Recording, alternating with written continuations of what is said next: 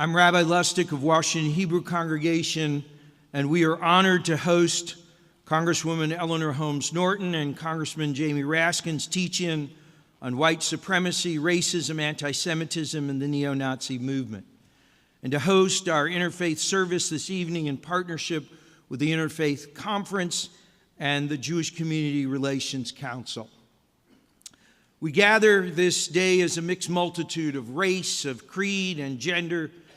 We are the dignity of difference, and we are DC, a diverse community. We are America. We are no doubt Democrats, Republicans, independents, and nons. Amongst us today are political leaders, faith leaders, Jewish, Christian, Muslim, Sikh, Hindu, Buddhist, and simply people of faith. But in each one of us is a shared common heritage that rejects bigotry, that has no tolerance for intolerance, for we are people who choose faith over fear. We will not let hate enter our hearts, nor we will allow politics to divide us, or acts of violence, or tiki torches with chants of Jews will not replace us, to intimidate our souls, for we believe in democracy in which we do not displace one another, but rather we make space for one another. By embracing the dignity of difference, for we're all human beings as part of one human family, created in the image of God. We read in our sacred scrolls this weekend from the book of Deuteronomy. It says, "This day I set before you blessing and curse." God asks us to choose blessing, to live our lives to be a blessing. May our gathering of learning and teaching, our prayers this evening, give us such strength to a life of love, a life of blessing. On a personal note, I'm a first-generation American. I'm the child of a Holocaust survivor. My mother at age 9 was told to wear a yellow star on her clothes so she could be recognized as a stranger, even though her family had lived in her hometown in Germany for more than 400 years. She was lucky and I was given life because she was given refuge here in America. My mother watched the news last summer and all she could think of was her childhood of the 1930s in Germany. She said to me, "Bruce, you cannot stand idly by. You must teach, you must speak, and combat hatred with truth and justice." So today is personal. We have no place for bigotry, no place for hatred. We say no to them, and we say yes to inclusivity, to the dignity of difference, and to America, built on love and built on compassion. I'm honored to present to you our host for this town hall meeting, Congressman Raskin and Congresswoman Eleanor Holmes Norton.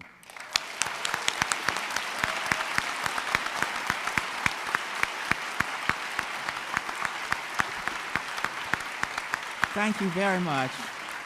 Thank you very much. Thank you very much, and thank you, Rabbi. I want to thank all of you for attending, and I want to especially thank the panelists who will lead us. And when I say lead us, I mean lead us because this is like call and response. People need to be able to speak out and not simply to hear hate speech. So teaching, because we're going to teach one another. I'm very grateful to my very good friend and colleague, Congressman Jamie Raskin, for partnering with me in this event that represents his district and mine as well. So I'm going to ask you a hard question. If you think you know the answer, perhaps you're not thinking deeply enough. The question is, do we know how to respond to hate speech? Do we know how to respond to the increasing visibility of haters? And they have increased in large numbers since 2016. They are, you know them, white supremacists, neo-Nazis, LGBTQ haters. They hate everybody who doesn't look like or think like themselves. My friends, they are no longer underground. We could discuss what has surfaced them, but that's not going to solve the problem.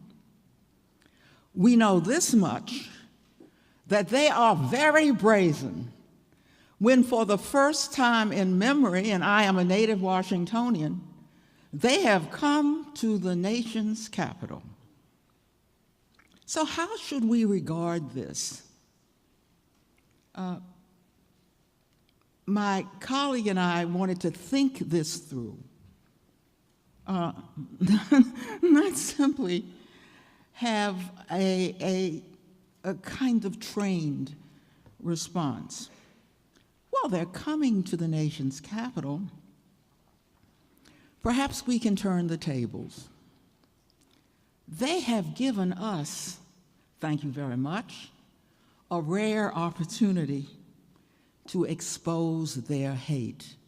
I don't know if you have followed their emergence in other districts. Perhaps you think that is awful, but street fights don't expose their hate. And nor do I believe any of us would think it is an adequate response to their hate. I can tell you this much. Shutting them down does the opposite of exposing their hate. Not only do we drown out them, we drown out our own response to them, because nobody's interested in the response. They're just interested in who wins the melee. Worse, much worse, we put the Constitution of the United States and the First Amendment on their side, not ours. Now, of course, I don't mean all responses. You know, it's natural for people to applaud or hiss or boo, but I'm talking about the kinds of responses that the haters have had around the country until now. So we got to all agree on one proposition. Constitution protects all speech. The Constitution protects outrageous speech. The Constitution protects false speech. The Constitution, yes, protects even hate speech.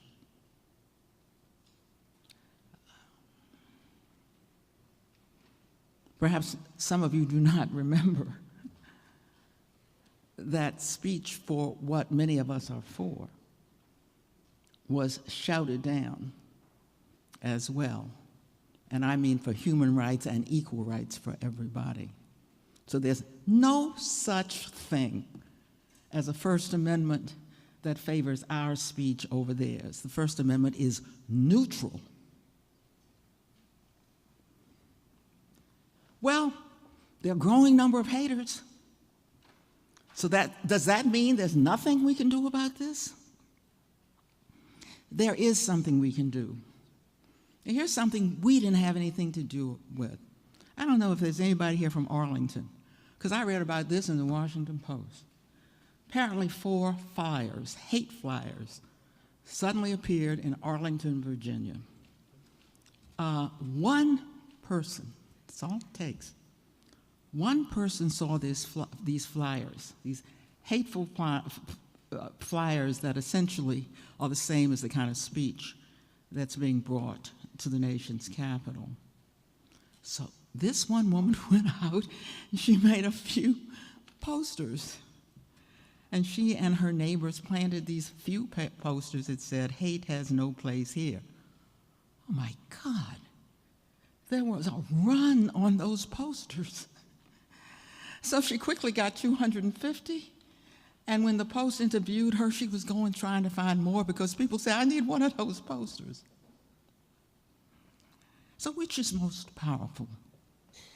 The 4 hate posters that they somehow by the way, they weren't put up on anybody's lawn, that they managed to distribute, or the blossoming of hate has no place here throughout this Arlington community?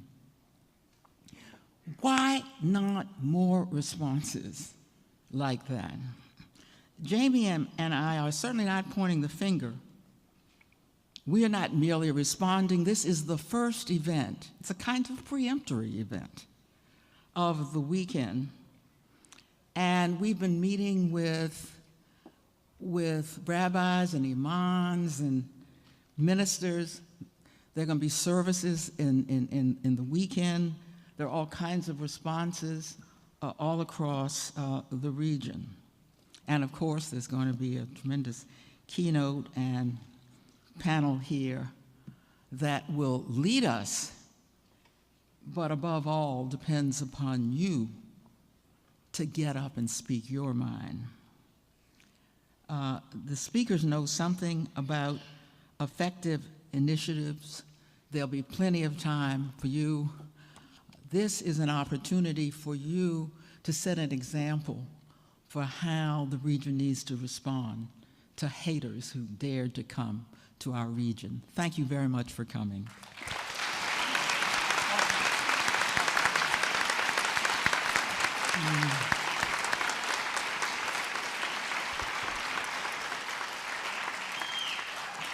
Thank you, Congresswoman Norton, for such a beautiful opening to our teach-in today. Ladies and gentlemen, distinguished guests who've come from across the country and from Canada, Rabbi Lustig, ladies and gentlemen, like Eleanor Holmes Norton, I've sworn a solemn oath of office to support and defend the Constitution of the United States against all enemies, foreign and domestic. The people gathering this weekend to advocate destruction of equal protection and religious freedom, to foment hate, violence, and race war are clearly exercising their First Amendment rights, as Congresswoman Norton says, and so be it. But let us be clear about who they are. They are enemies of our Constitution. They march under the protection of the First Amendment, but they would gladly burn the Constitution to the ground if we let them. And so we, the people, assemble here to defend our Constitution and our democracy, and we must be clear about who we are. A year ago, on the Friday night before Heather Heyer was murdered, neo-Nazis rallied outside a synagogue in Charlottesville shouting anti-Semitic slogans as Shabbat services took place inside. They then marched without a permit through the UVA campus, brandishing torches, Confederate battle flags, and swastikas. School had not yet resumed for the fall, but a small group of UVA students were on campus with their athletic teams or to prepare for orientation. And when they spotted this procession, they went downstairs from their dorm rooms and they linked arms to surround and protect the statue of Thomas Jefferson in the heart of the campus. This brave act led to a standoff as the racists shouted that Jefferson, who was a slave owner, would be on their side in restoring white power. The students, of course, knew that Jefferson was a slave owner, but they refused to allow the fascists to appropriate his memory. Jefferson was also the author of the Statute on Religious Freedom in Virginia, the founder of UVA, a powerful force in the Revolution, and above all, the author of the Declaration of Independence. And in that capacity, he identified the self-evident truths that would come to define the world's greatest multicultural democracy. All men are created equal. All are endowed by their Creator with unalienable rights, including life, liberty, and the pursuit of happiness, and our government would rest legitimately only on the consent of the governed. These students knew in their bones that we must not allow the white nationalists to define the meaning of America as being white supremacy. Jefferson was 1,000% wrong for participating in slavery, but he articulated the principles of democracy and freedom by which Frederick Douglass and the abolitionists and Abraham Lincoln and the rest of the Union would come to overthrow slavery and defeat white supremacy and usher in prospects for a more perfect union. What matters is not where Jefferson would be today as a person, although I like to think that God was not finished with him yet, too. But what matters is where are the principles which he set forth for our country? And those principles, equal liberty, universal rights, the democratic consent of the governed, created the language and the space for the Civil War and the Reconstruction Amendments, the Civil Rights Movement, the labor movement, the women's movement, the LGBT movement, the environmental movement, and all of the civilizing movements of our nation's history to form and succeed. And that is who we are today. We are the heirs to the civilizing movements of American history. And we may be nice people, and I know we're nice people, but please do not confuse nice with weak. If anyone thinks we're going to roll over and allow skinheads and preppy fascists and fake Dixie politicians from Minnesota running for governor of Virginia as counterfeit Confederates, and deranged conspiracy theorists and online revisionists of the Newtown and Parkland massacres, and moral equivocators at the highest levels of government, and Russian agents paid to spread hate in our country, to bully our young people and terrify our old people, and to change the meaning of the capital city and turn back the clock of progress in America, then they just don't know who we are, because we're not going to allow it to happen. It's not going to happen in our community. Not in our country, not on our watch. So we come together not as innocents about American history, but we come together not as cynics either. We come as defenders of what the greatest Americans have always fought for, an overriding national commitment to government of the people, by the people, and for the people, all the people. All of us, e pluribus unum, from many one. America was designed as a haven of refuge for people fleeing from religious and political persecution from all over the world, what Thomas Paine called an asylum for humanity. Not an insane asylum, mind you, but an asylum for humanity, a refuge from mad kings and holy inquisitions and religious violence. We would become the last best hope of the world. So with my friend and my beloved colleague, Congresswoman Eleanor Holmes Norton, a veteran and hero of the modern civil rights movement, we are standing up for the America that Frederick Douglass envisioned, that Abraham Lincoln and Sojourner Truth struggled to create, the America that Dr. King dreamed of and Bob Moses organized for and Fannie Lou Hamer worked for and Mickey Schwerner and James Chaney and Andrew Goodman died for, the America that lives in our hearts, the America that we can never, ever let slip away from us. And we know that we're not just in it for ourselves, but for people all over the world. 2 weeks ago, I had the honor of bestowing a Bronze Star on my constituent Bud English for his heroic conduct in ground combat against Nazi forces in World War II. He set up communication systems behind enemy lines in the Battle of the Bulge and drove a Jeep from which he clipped wires that had been set up by the Nazis to decapitate and strangle Allied troops.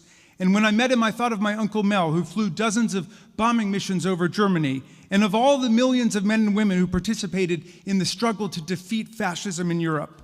There are not many families in our country that did not send someone into that battle. Our grandparents saw fascism waging war on democracy, and they had no confusion about which side America would be on in that great war. They were not bedazzled by the very fine people on Hitler's side, and with authoritarianism on the march all over the world today, with the people of every nation, including our own, struggling to uphold human rights against the brutal undertow of racism and authoritarianism, America must stand strong as a beacon of freedom and democracy. The tortured young people who brandished the flags of Nazism and the Confederacy in America today disgrace themselves by setting themselves at war against the memory of our fallen soldiers and by setting themselves against the progress of our democracy. We hope that they can be rescued from the misery and isolation that is their fate as fascists in America, and I'm glad we are joined by representatives of Life After Hate, which is helping to get people out of that nightmarish situation for themselves and their families. But let us be clear, we are going to defend our Constitution and our democracy with everything we've got. Our focus today is on community and national resiliency in the face of resurgent racism. How do we keep our people safe and our communities strong while we continue to move forward as a nation? We have assembled the nation's leading experts. Thank you all for being here and for standing up for America. Thank you.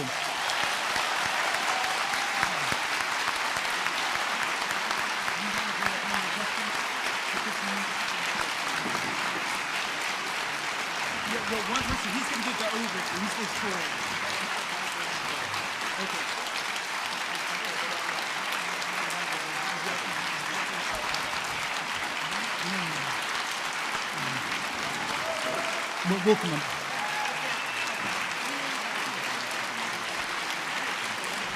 Okay, I'll tell him that. All right. Thank you very much. Thank you. So to kick us off, we have one of the nation's leading experts on violent white nationalism. For 15 minutes, he gets more time than anybody else in the entire thing. He gets 15 minutes to give us an historical and global perspective. Please welcome a MacArthur Genius Grant Fellow, Leonard Raskin from the Institute for Research and Education on Human Rights.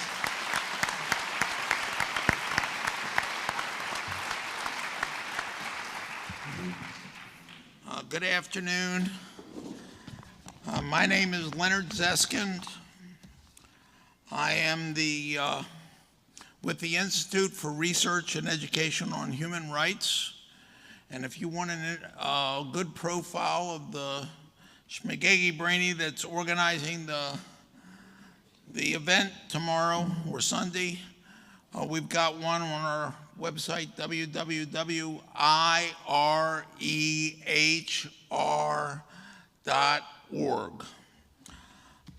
I am also the author of this 700-page tome, Blood and Politics, and I brought one for each one of the Congress people. So you folks, hopefully you'll read it. Don't read it at night before you go to bed. I want to thank them for calling this event. It's exactly the right thing to do. And I agree, standing in the street and screaming at white nationalists is not the right thing to do. Not in this case completely. I've gone for a nice Jewish boy. I've gone to more Klan rallies, neo-Nazi events, and posse comitatus thing than anybody should ever have to do. I've been in this business for 40 years, so I'm very glad to be here. White supremacists and white nationalists generally do not like to try and rally in Washington, D.C. They much prefer Lead, Arkansas, which is near Harrisonville, Arkansas, where they'll be again this September. In the time that I have been researching and closely watching white supremacists, which, like I said, is 40 years, there have been two such attempts to have something, and I want to mention them because they each have a little lesson in them. The first was at the end of November in 1983. Three Klansmen stood on a corner protected by the police while hundreds of DC residents protested around them. You and I would not think that the whitest would have considered it a success. It didn't look like a success. But the headline in the Klan's White Patriot tabloid read, "KKK victory in DC." The second one was on August 24th, 2002, 1 month after the death of National Socialist leader William Pierce. 750 members of his once strong National Alliance marched from the Union Station to the Capitol West Lawn. Although there were hundreds of protesters, the police were three deep around the Nazis, and these guys were National Socialists. They were stoned to the bone, hardcore bad guys. And the whitest stayed disciplined and marched in line. Today, there is no single organization quite like the National Alliance, and I think most of the panelists will agree. And I've been asked to explain the current context of far-right organizing and vigilante violence in the US and around the world in less than 20 minutes. And it took me 15 years to do this 700-page snoozer. Let me begin with the last 2 years of the President Obama administration. Now, some of us are going to disagree about what happened before that, but there was a noticeable uptick in 2015 and 2016. I think all of us on the panel would agree to that. All the speakers might not agree to what happened before that, but we'll talk about that later. I think we can say that Donald Trump wasn't elected president. He was selected to be president by the Electoral College, which, if you think about it, is a remnant of our racist institutions. To those who think that Donald Trump is the cause of all this mess, please let me tell you, he's got a role in it, but he's the result, not the cause. First off, white supremacy and white privilege have been dominant elements of our society from the beginning. It breeds a whole set of behaviors in people, and it should be deeply and widely discussed in every level of our society. But that's not what I'm going to talk about. I'm talking about an autonomous or semi-autonomous social and political movement, both connected to our society's larger trends and separated from them as well. The white supremacist movement of the 50s and 60s was essentially a conservative movement. As murderously violent as it was, and it makes the violence today, which is horrible, calm in comparison. As murderously violent as it was aiming at defending the status quo, which was Jim Crow segregation. That movement was defeated, plain and simple, by the Black Freedom Movement. When white supremacists reemerged in 74 and 75, the movement was smaller, less centralized than it had been in the 60s, and it was a revolutionary movement intent on overthrowing the status quo. And that is very important because it's made it very open to National Socialists, what some people call neo-Nazi ideas. Now, I have a short story. I believe that the response that we make to white nationalists and white supremacists should be occasioned by the situation that we face. And in different situations, you do different things. And I want to tell a little story from that. In the early 1980s, the Posse Comitatus was thick in the Farm Belt Midwest. I told you I'm from Kansas City. I had relations getting, calls and meatloaf from these creeps. And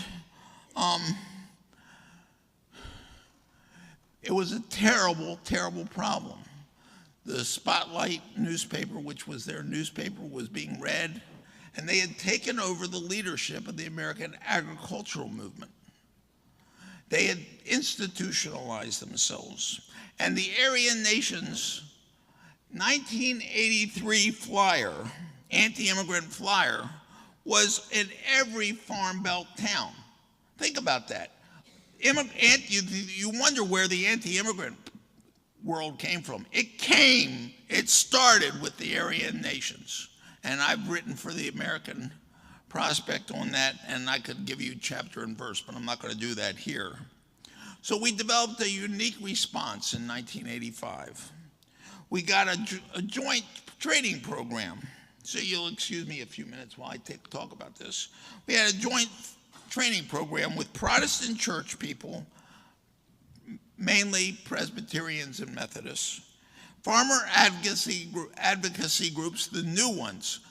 The Farmers Union we didn't get the Farm Bureau. The Farm Bureau is not a farmer organization. It's an insurance company.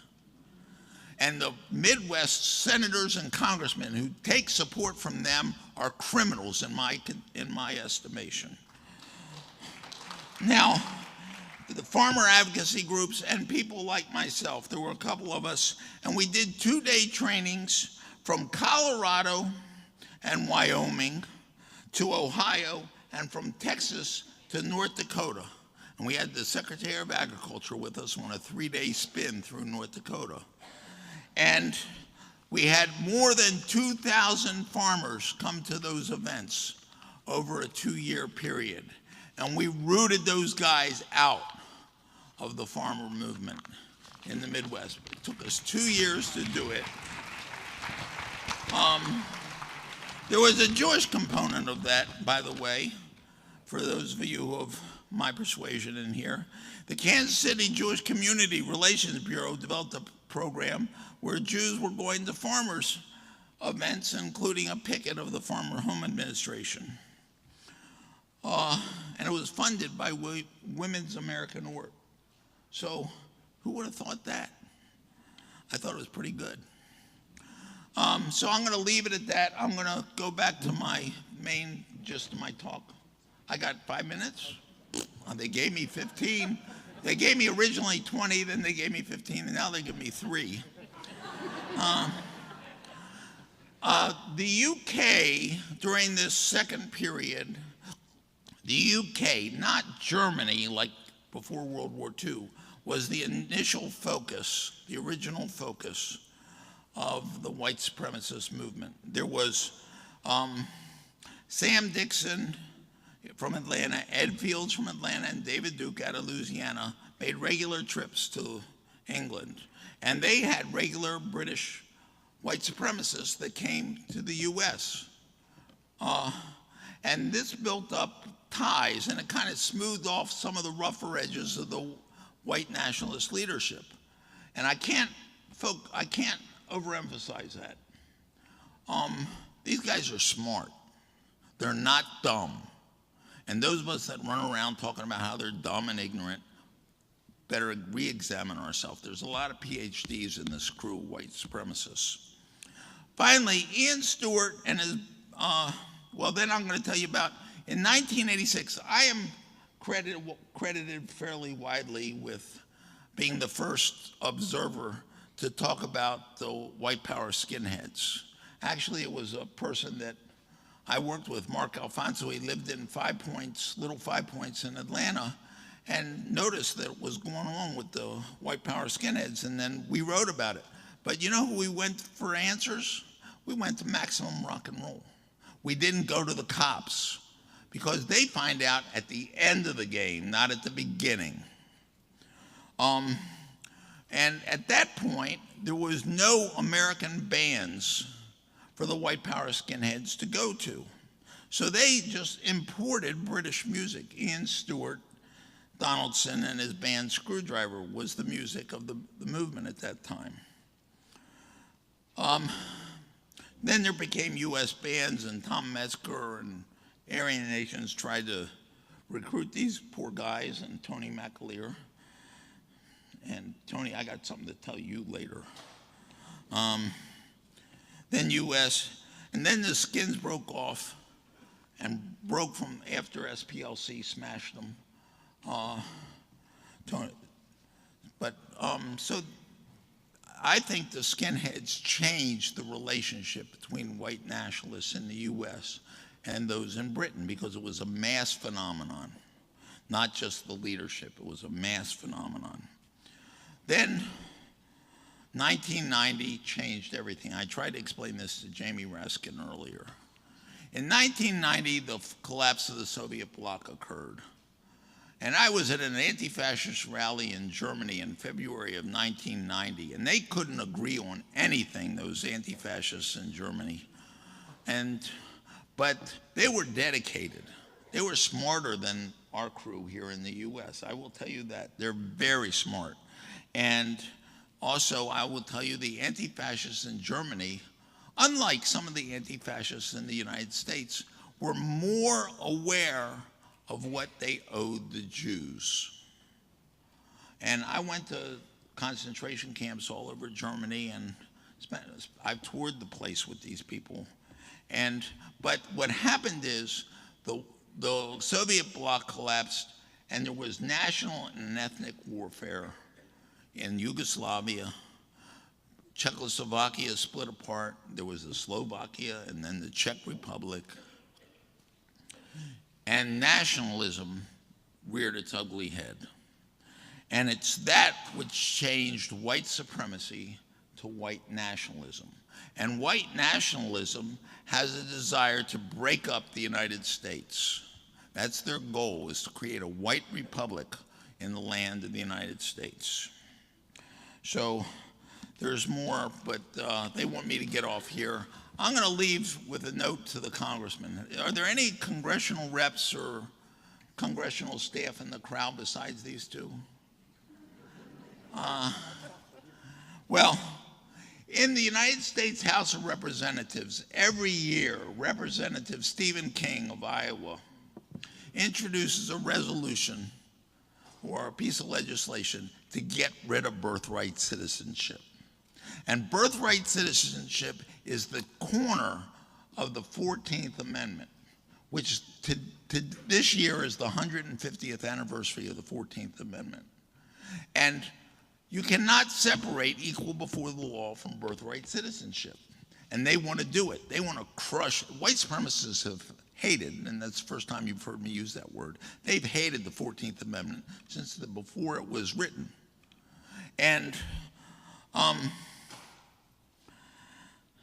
so in this Congress, besides Stephen King, there are 42 congresspeople who have signed up as co-sponsors of this piece of legislation. That's a crime. They want to smash up the 14th Amendment. And I think you guys should scream about it everywhere and every time. And I think you should scream about it. Trying to end birthright citizenship and equality before the law is changing the conversation, which is what we need to do with the white nationalists, changing the conversation and making sure that we defend our basic institutions. So with that, thank you very much.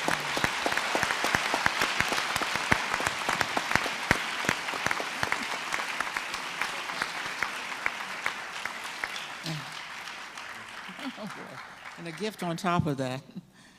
Thank you, Leonard Raskin, for the important context you've given us to begin this afternoon. We want to discuss what to do. What are effective community responses? And that's how we have chosen the panel. But remember, the panel is just going to speak a few minutes. Teaching does not mean we teach at you. We're learning from one another here. So we've asked each panelist to speak no more than, less if he or she can, 6 minutes in order to give maximum time to those of you who've been good enough to come out this afternoon. So I'm going to ask Dr. Randy Blazak of the Oregon Coalition Against Hate Crime to begin. Okay, well, thank you. All right, here's my 6 minutes. I'm really happy to be here from Portland. Oregon is a city that knows a little something about white nationalists marching down the streets. It's a regular occurrence in our city. I myself grew up in a Klan town called Stone Mountain, Georgia. Maybe you've heard of it. It's a big rock that sticks out of the ground, thus the name Stone Mountain. And I've been interviewing neo-Nazis and white supremacists for 30 years now. And I could talk about the threat posed. I think we're well aware of that in the wake of Charlottesville, and I think some people on this panel might be better to speak to the threat that we're experiencing right now. But this is about what we do about it. And I'm always being reminded, if you got 1 point to make that 1 point. Here's my 1 point I want to make about how we respond to this. And maybe if I have a minute and a half, I'll make a second point. The 1 point I want to make is I want people to stop doing something. I want people to stop saying this: I'm not a racist. I want people to stop saying it. I want them to stop saying, I'm not a racist, I voted for Obama twice. I'm not a racist, I love Black History Month. I'm not a racist, Beyonce is my bae. I don't want people to say that anymore, because that's not what a person who's not racist would do. The president of this country, after Charlottesville, said these words: I'm the least racist person there is. Now, did he mean on earth, in all history, in his mind? I'm not sure. But I do know the person who is the least racist person would not say that. What the person who is the least racist person would say: I am a racist. I grew up in a white supremacist society, whether it's Stone Mountain, Georgia, or anywhere else. I internalized this racism. I saw it all around me. I saw it on TV. I also internalized ableism, homophobia. xenophobia, anti-Semitism. I internalize all of these bigotries, but I'm working on it. A person who is an alcoholic can go for 30 years without a drink, and they will not say, I am not an alcoholic. A person who is an alcoholic who's been dry for 30 years will say, I'm an alcoholic, and there, but for the grace of God, I make it to the next day. Racism and bigotry work the same way. We internalize it all the time, even in this modern age that we live in. And that, by the way, isn't just for white people. People of color internalize racism as well. And when the people that I study say, well, black people can be racist too, not against white people, they're racist against other black people. Studies show that we have internalized this in terms of the skin shades that we prefer. We like lighter shade people. When it'll just look at who is bringing you the news, the people of color who are bringing you the news on the mainstream media. Shade bias is an extension of white supremacist thinking. And so before we ever have any hope of confronting the Nazis in the streets and maybe taking away the people that they are trying to recruit, we have to have an honest conversation with ourselves in the mirror about the way implicit bias works, the way that we have been programmed to be racist. And once we start having that conversation with ourselves about it, then we can start unlocking the path that draws people into these forms of extremism. But this is sort of the first work that has to be done, is the work on ourselves. And I challenge us all to not say, I'm colorblind. That is a form of racism. That is a form of racism because you're using your white privilege to not see color. People of color see color everywhere they go.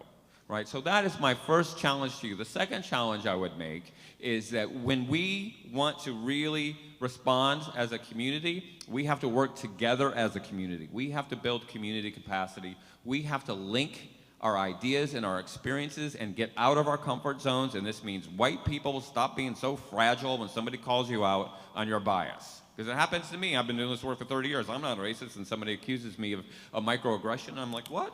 I voted for Obama.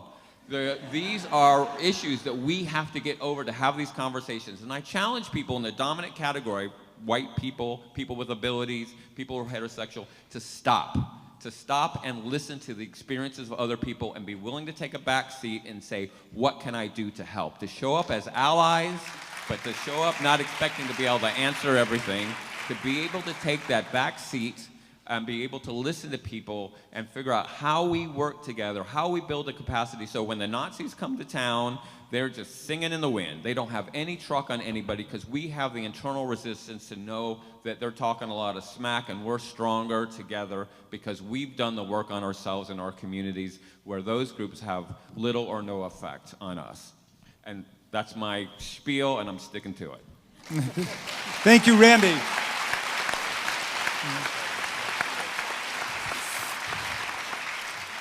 By the way, the detailed bios on all of our magnificent speakers are part of your program, so you can see exactly where they're from. We mean them no disrespect. We want to give them as much time to speak as possible. We'll go next to Leisha Brooks, who is the Outreach Director for the Southern Poverty Law Center. Leisha. Thank you.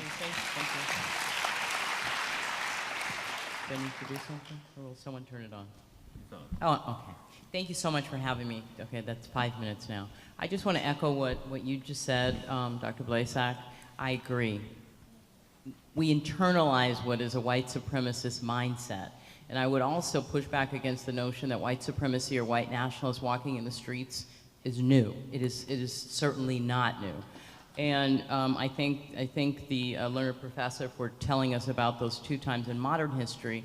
But just a couple of days ago, we celebrated the anniversary of Klansmen who took over the entire streets in Washington, D.C. So it's happened before. More importantly, I wanted to talk to you about the 10 ways to fight hate that the Southern Poverty Law Center would like to share with you. You can find it, of course, on our website. 6 minutes is not enough to go through all 10, but I did want to highlight a couple. The first and most important is to act. You have to do something. You acted today by coming out this afternoon, and I appreciate that. And let me just add that is not enough, okay? These are things that we can do. I know that it took something for you to be here today. I need you to act outside of the confines of your community or outside of the confines of organized events such as this. I need you to act when you see biased and bigoted actions in your presence, and you will. You need to be prepared for What we talk about is the emboldenment of biased and bigoted behavior. It's out there. Everyone talks about it. You see it. It might be in your family. It might be in your workplace. It might be at your school. You see it, and I need you to act when those kinds of everyday bias and bigoted acts happen. I need you to speak up in defense of people who are being targeted in your presence. Be it families who are separated at the border, children who are torn from their parents, a Muslim woman who's walking down the street being harassed, Jewish students being harassed over at Townsend University, wherever it may be in Portland. I need you to stand up and act. I need you to speak up and say that this will not happen in my presence. We have to exercise some courage, and we have to take back the narrative. Third, I would share with you that it's important to educate yourself about exactly what is happening, and maybe you will start with educating yourself about the history of white supremacy and why we say that this nation was founded on white supremacy. People who count themselves as not racist and don't even like the word don't like to hear that. They just don't even like the word white supremacy. I'm so happy that the last year, the actions of the last couple years have allowed us to say that word. Now we need to educate ourselves about what it means, and more importantly, how we can dismantle it in the many ways it needs to be dismantled. I would also encourage you to stay engaged beyond today, beyond the anniversary. Stay engaged each and every day. And that engagement will look much different for each one of us. You may decide, you know, in your community, in your sphere, that you're going to work with some young white people, because I need white people to start talking about racial identity development and what it means to be white in a society that's experiencing shifting demographics. I need young white men to not only get their messages about what it means to be white from white nationalists and white supremacists, I need them to get it from you. I need you to talk to them about what it means to be white beyond a white supremacist frame. But you have to have those conversations. Let me add that it's not any easier for me as a black woman to have a conversation with my son about what it means to be black. That didn't come with, you know, the black birth. We just do it, right? Because we have to. You all have to do it too, because your children are at risk. Sometimes people think like, oh, they understand, oh, black and brown kids are at risk for gang violence, and they're at risk for this and that. Your kids are at risk for joining a white supremacist movement. I need you to start talking to them. And, well, should I end on a happy note? Yes. I don't know. Join forces. I think I'll just echo what you said.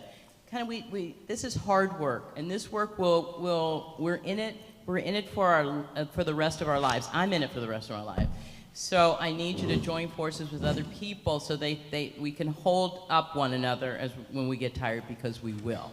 So look to your left, look to your right, see who's new, who you can bring in your circle, and do this hard work together. Thank you.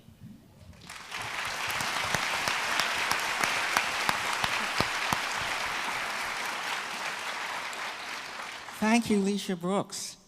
We're going to next ask Monica Hopkins, Executive Director of the ACLU of Washington, D.C., to speak. So, thank you all for coming. I have these beautiful prepared remarks, and I'm really moved. So, you know, the ACLU, I am the Executive Director of the ACLU here in D.C., and you know, the events of Charlottesville last year pain me still personally, as I think it pains a lot of us.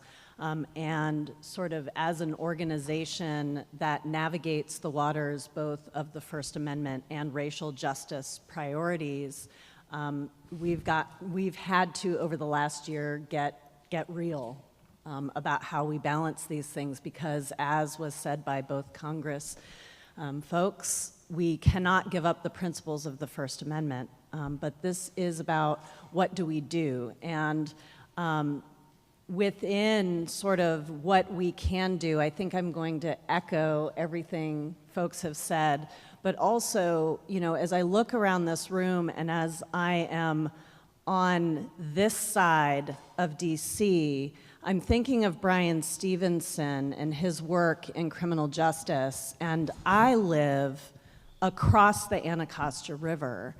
How many people have spent a lot of time across the Anacostia River? So as we talk about racism and systemic racism and things that we can do in our own community, it's not just getting upset when white supremacists show up on our streets. It's actually engaging in the council, the DC Council, when they want to pass laws or put 25% more police in areas that are incredibly policed right now and are having their civil rights violated. So I think of Bryan Stevenson's work because I got a phone call when the young men on Sheriff Road were being violated by the Metropolitan Police Department and having their rights stripped away from them. And I said to this ANC commissioner, I said, okay, well, they can complain to us, which is how we usually do our work. And he laughed at me. And he said, no, Monica, you have to get down here and they need to see your face. And I said, okay. And I grabbed 6 of my staff members and we got in 2 cabs and we went down there. And all of a sudden, Bryan Stevenson's words of you have to get proximate to the issues like hit me in the heart. This is not a head issue anymore because we can come to teach-ins, we can talk about it, we can, if we want to do something, we have to connect with our heart, and then it makes it hard. It makes it really hard because the other things that we have to stop doing is we have to stop with our white savior complex. We have to stop with, oh, I know what's best for these communities, and we can go in and look, we've got the answers here. We have to go in, and we actually have to, because we know things like the First Amendment, it is this, we want the government to treat it as a neutral principle. What is good for one must be good for all. But we know even though it's a neutral principle, it may not be an equitable principle. So we have to, as white people, use our privilege to create spaces so that the voices of people can be heard within the realm of the First Amendment. And I think of, in this context of, I'm really big on creative ways to exercise our First Amendment, and I think the angels, if anyone remembers Fred Phelps and his horrible speech, the angels who would go to military funerals where Fred Phelps and his ilk would show up, and they would flip out their wings and block that speech, and they would sing so that that speech wouldn't be heard, thereby exercising their own freedom of speech in a creative way. And as I think of this weekend, I'm thinking, how many of us will operate under the white savior principle and try to go and shout down instead of saying what's going on in our own communities, what stories need to be heard, what voices need to be lifted up, where I as a white person can go in and step back and use my silence to push forward the voices of others. The other thing I would say, because we're on this kick of like what we can stop doing too, is to stop playing Oppression Olympics. And some of you might be saying, what is that? That's a very progressive, jargony term. Oppression Olympics is this, when we see someone else who is suffering or who has had it bad and they start to tell their story and they start to say, this is my reality, we say, oh yeah, you've got it bad, but you know what? I have this legacy of my history and this is where I came from. Instead of saying, I'm gonna join with you. I empathize. What can I do? How can we move this forward? So I think that there are lots of things, and for me, I think of here in the District of Columbia, how can we prove over and over, we are like the nation's capital of protest, right? And so we can use our voices, but we can also call for an end to broken window policing here in the district. We can stand with our immigrant neighbors. We can actually meet our neighbors. And I'm using this in the broader sense than just in your neighborhood. When's the last time you talked to someone on the metro? Just a stranger. We can change school policies that funnel black girls from school into the criminal justice system because they are the most rapid rate of population now. It's coming together as a community now and saying we're not going to have the knee-jerk reaction of, oh gosh, we have to do something, so let's shut down that speech. We're going to come up with creative solutions that uphold these ideals and principles and make us better as a whole. I'll just stop there.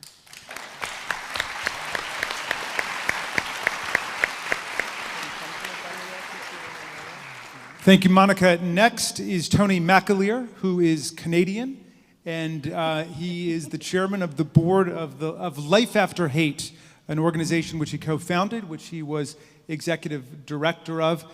He has a fascinating history, which includes time that he spent in the far right and has come out to live to tell people you can get out of it, and he is a voice of hope. Please welcome Tony McAleer. Put your hand up. Is this on? Can you guys hear me? Yeah. Put your hand up if you feel there's more racism today than a couple of years ago. Keep your hand up if you feel the situation's hopeless. I think we're all here to, myself and the table here, to tell you that it's not hopeless. And, in Life After Hate, we look at things a different way. And listening to some of the other speakers on the panel, they talk about what you can do. And that's really a very, very important thing. And one of the things Life After Hate uses is compassion and the power of compassion to transform lives. And we at Life After Hate were founded by 6 former members of the neo-Nazi movement who set out to help people who are where we once were. And we really came together as a nonprofit after going to a thing called the Summit Against Violent Extremism put on by Google Ideas in Dublin in 2011. Google Ideas invited 50 former violent extremists from around the planet, including 30 victims and survivors. You had the IRA, the Ulster Volunteer Force, their Protestant adversaries. You had former FARC commanders and the former president of Colombia, Baader Meinhof, Red Brigade, Mujahideen, Al-Shabaab, you name it. It transcended race, gender, class, ideology, faith. And as I started to talking to other people that had, from other situations in other countries of what drew them into these movements, what I heard were the same sort of patterns over and over and over again, and it wasn't the ideology. It was a sense of belonging, a sense of identity, a sense of purpose. As human beings, we all just want to be loved, and what does love look like? Acceptance, approval, attention. And if we can't get those things in a healthy way, we get them in a very unhealthy way. And so there was I was struck by the patterns that kept showing up. In the stories of people that left, because these were all people that left, they wouldn't, if they were current, it would have been a security nightmare. I can tell you stories afterwards because it was funny. It was a terrorist, a rabbi, and a skinhead walk into a bar, and that was literally the story. But the stories of why people left, what kept coming up over and over again were 2 themes. One was birth of a child, and I'm going to say anecdotally a female child. I think there's something about the feminine energy in that hypermasculine space. But the other one was receiving compassion from someone who they didn't feel they deserved it from. Receiving compassion from someone they had once dehumanized. And with that in mind, we set out, and that's what we use. That's the main weapon in our arsenal is compassion. And our mission statement is to inspire people to a place of compassion, forgiveness for all people, including themselves. And the word inspire is a very important thing, and this is what you can do with your actions. It's, when you need to be brave in your action in responding to racism, bravery is infectious. You can inspire people with bravery, and that's why you need to be brave every day. Courage, compassion, These are all things that we can incorporate into our daily lives. You know, I want you all to look deep into your heart and ask yourself, who is my other? Who is it that I judge, that I don't like? Maybe it's a drug addict. But we have to look within ourselves and remove that judgment. Come at the solution from a place of heart, with compassion. And it's a million little tiny acts in every moment of every day with these things in mind that are going to make a shift, that are going to make a difference when we decide to be not passive bystanders, but active bystanders. It's not going to be a grand piece of legislation. There's not going to be a politician that's going to come in on a white horse and pretend and tell you everything's going to be all right. Each individual of this room has the power to act in those simple yet courageous ways. And when we do that, we inspire others. And spread it like a virus, spread it like an infection. And whatever you come out with today, that's your aha moment, go out into the world and inspire others with it. Thank you.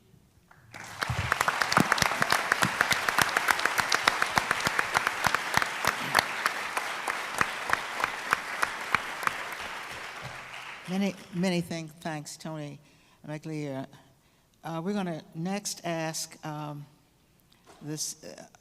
I'm sorry. The name isn't here.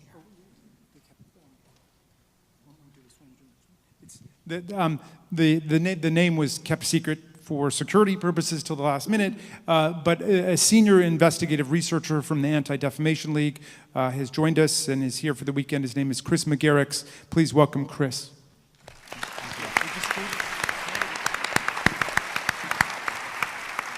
Thank you, everyone, and welcome to this event. This is a great pleasure to be part of this panel up here.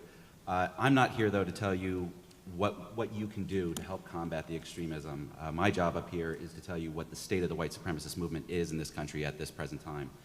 I think what Congresswoman Norton said in her one of her comments that she made was that they're no longer underground, and I think that's extremely important to recognize.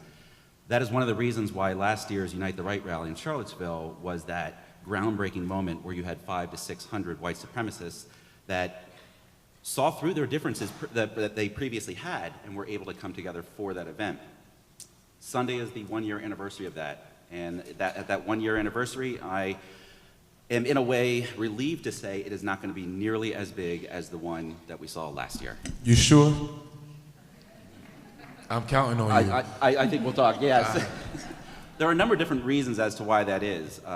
One of which is that there are disagreements with the optics of how this year should be. Should it be openly blatant white supremacy with swastika flags, Sikh tiles, and that kind of stuff, or more the American nationalism, a much more subtle version of it?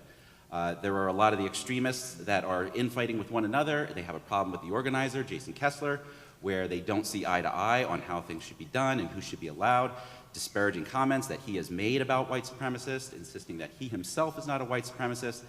And then there is the backlash that happened from last year's Unite the Right, when in this day and age where everybody has a cell phone, and everybody is filming and taking photographs of individuals and then posting that stuff up online, the public backlash against the people who participated last year and individuals being doxxed as white supremacists end up losing their jobs, losing scholarships at colleges and institutes that they went to. They don't want to see the light. They don't want to see the day of light anymore, and so they're going to recess back into the confines of their own home and sit behind their computers, which is why the numbers I see are going to be a lot less than what they were a year ago. That being said, the white supremacist movement as a whole is in a state of flux, but at the same time, it's surging, and in large part, that's due to the alt-right movement. And that's not beneficial to all different types of white supremacists. I'm going to take a couple minutes to talk about the different types and those that are growing and those that aren't. But the alt-right in particular is one that has really kind of created this surge in white supremacy, both in their activities, public activities, demonstrations, flyerings, as Congresswoman said as well, when they start doing these distributions all around. One thing that's extremely important, though, is that when she said that they're no longer underground, it's because they feel emboldened. In the current political and social climate in this country right now, they feel that they have a voice. They feel that there are more people that are willing to hear their ideology, and they're not going to hide it anymore. And that's a huge problem.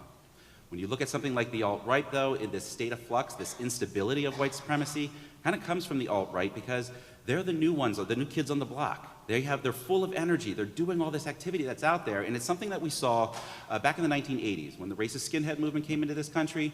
They were the upstarts. They were the ones who came into an already established white supremacist movement. Your Klansmen, your traditional white supremacists, your neo-Nazis, and all of a sudden, the skinheads come onto the scene.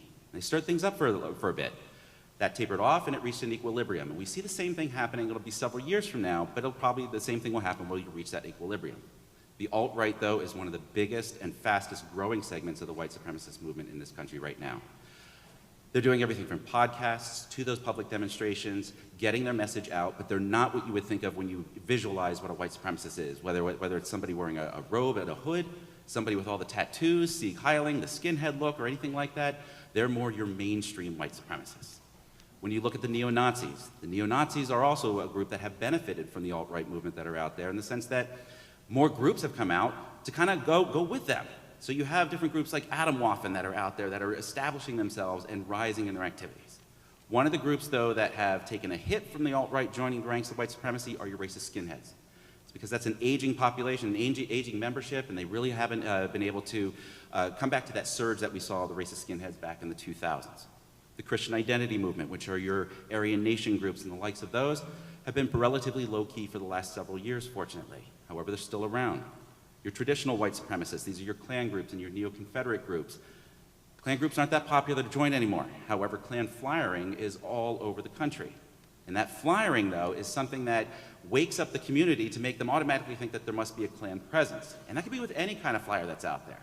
One of the most important things to keep in the back of your mind is that the majority of white supremacists in this country, whatever type, Klan, neo-Nazi, skinhead, alt-right, are not card-carrying members of actual organizations. They are the unaffiliated white supremacists. They might associate with them. They might even post flyers for them because they're easy. Some of the flyers you can download as PDFs on the computer and start distributing them in your local communities. But the majority are unaffiliated white supremacists. Then the last group of white supremacists that we continue to see a rise in activity are your white supremacist prison gangs. Now, we have seen a rise in their activities both in prison and on the streets, and it's problematic because the sheer size of these groups dwarf all the other types of groups that are out there. Thousands of members of Aryan Brotherhood of Texas, or if you have groups like Aryan Circle, we have these massive groups. But first and foremost, though, these white supremacist prison gangs are organized crime groups first, and ideology takes a second, frequently a distant second with their beliefs. So when you look at it overall, what do we see for what's going to be upcoming with the white supremacist movement in this country? I see the surge is going to continue on for quite some time, for several years from now. They are going to continue to have their public demonstrations like they're going to have here on Sunday. The demonstrations that they're going to have are going to be smaller than what we saw last year, but just to give you an idea, between Charlottesville last year and June of this year, there were 54 white supremacist events that took place in this country alone. They are going to engage in the flyering campaigns, like Congresswoman said in Arlington, where they put these flyers around. One of the targeted population for their flyerings are college campuses. They're going after that demographic as possible recruits into the movement of, say, the alt-right. Groups like Identity Europa and Patriot Front are doing that. The same thing also then goes for violence. We anticipate an increase in the violence. Of all the different types of extremist movements that are out there, white supremacists for the last 10 years have been responsible for 75%, of extremist-related murders, whether ideological or not. Not Islamic radicalization, not left-wing extremism, but your right-wing extremists, which includes your white supremacists and your anti-government groups that are out there. So unfortunately, it is continuing on. But I think the recommendations that the rest of the panel has is a great way to try and combat the extremism that's out there. Thank you.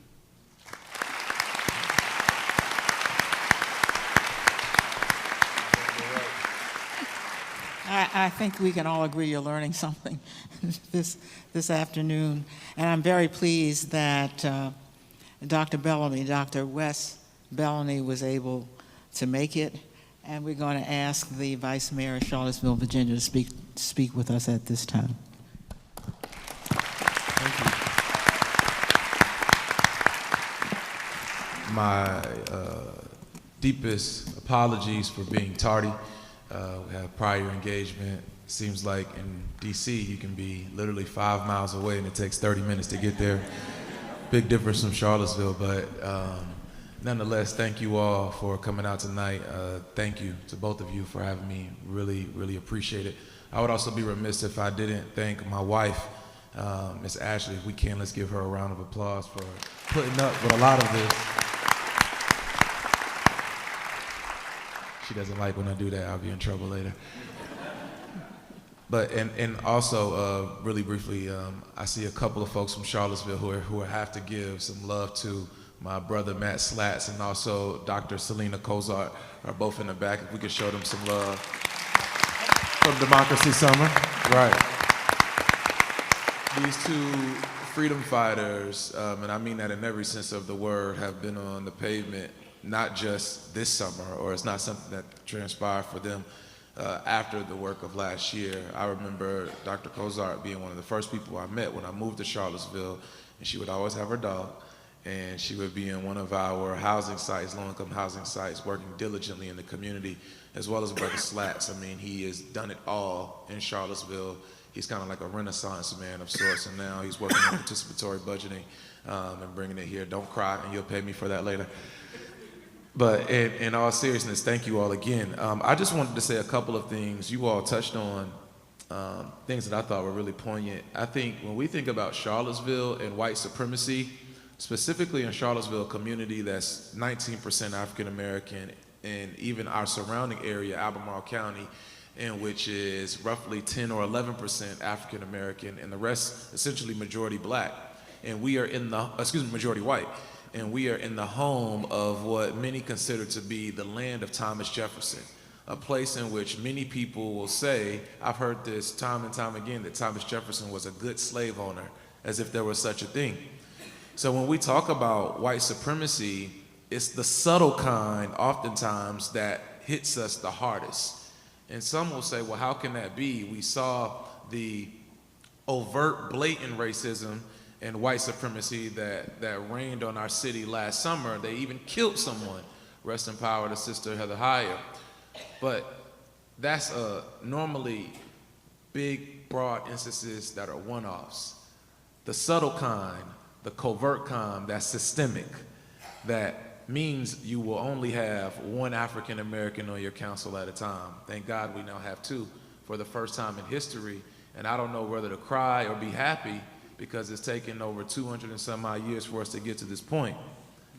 The subtle kind that keeps 27% of your population in poverty, and most of them look like me, and then we wonder why we don't have more people in managerial positions, or we wonder why there's a health gap. We wonder why there's a wage gap, or we wonder why most of the black people who are in certain areas all live in low-income housing, or why they don't come to meetings, or why they don't speak up or speak out about certain things. That subtle kind of white supremacy that looks like many of you. The kind that we often don't challenge because it's at your dinner table during Thanksgiving and they call someone who they see on the television screen the N-word, or better yet, that football player who's deciding to kneel. And they say, man, why don't those N-words just stand? They're making all of that money. They too should be proud to be here. The subtle kind that when someone is looking to go and get a job, and you may disqualify them because their name has more than 3 syllables. The subtle kind that when we're in our schools, and I'm a dean at a high school and also a college professor at Virginia State University, and when we're in our high schools and we see little Daquan come and get suspended for 3 days for the same thing that Jimmy did 2 days before, right?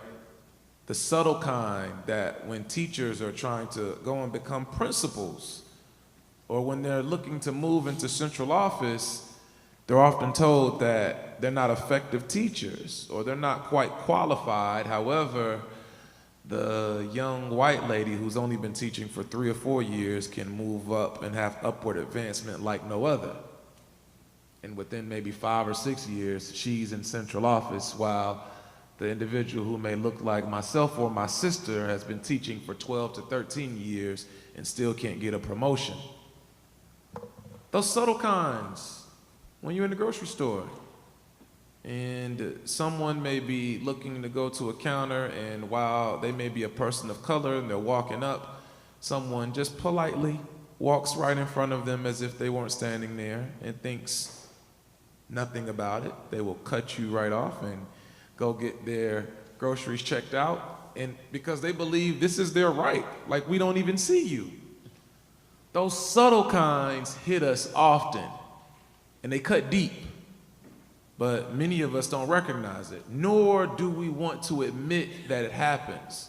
So when we think about Charlottesville, which has now become a hashtag, for many black folk who you did not see out protesting or fighting in the street, much of it was because these are the things that we expected to happen.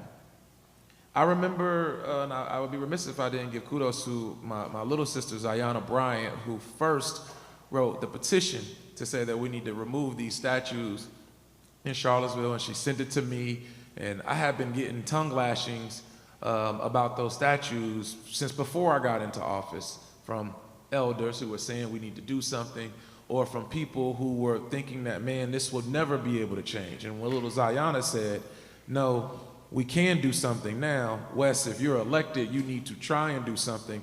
I remember having the press conference and saying, we're going to move these statues.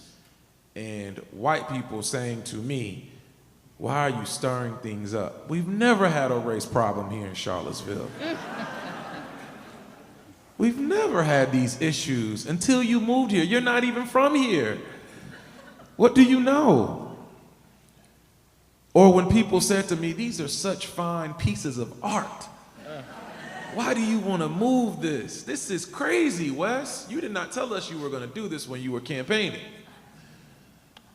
Those subtle kinds, though, that also block out our voices when we try to say, this affects me in this way, but every other excuse can be made about why we shouldn't feel the way that we actually feel.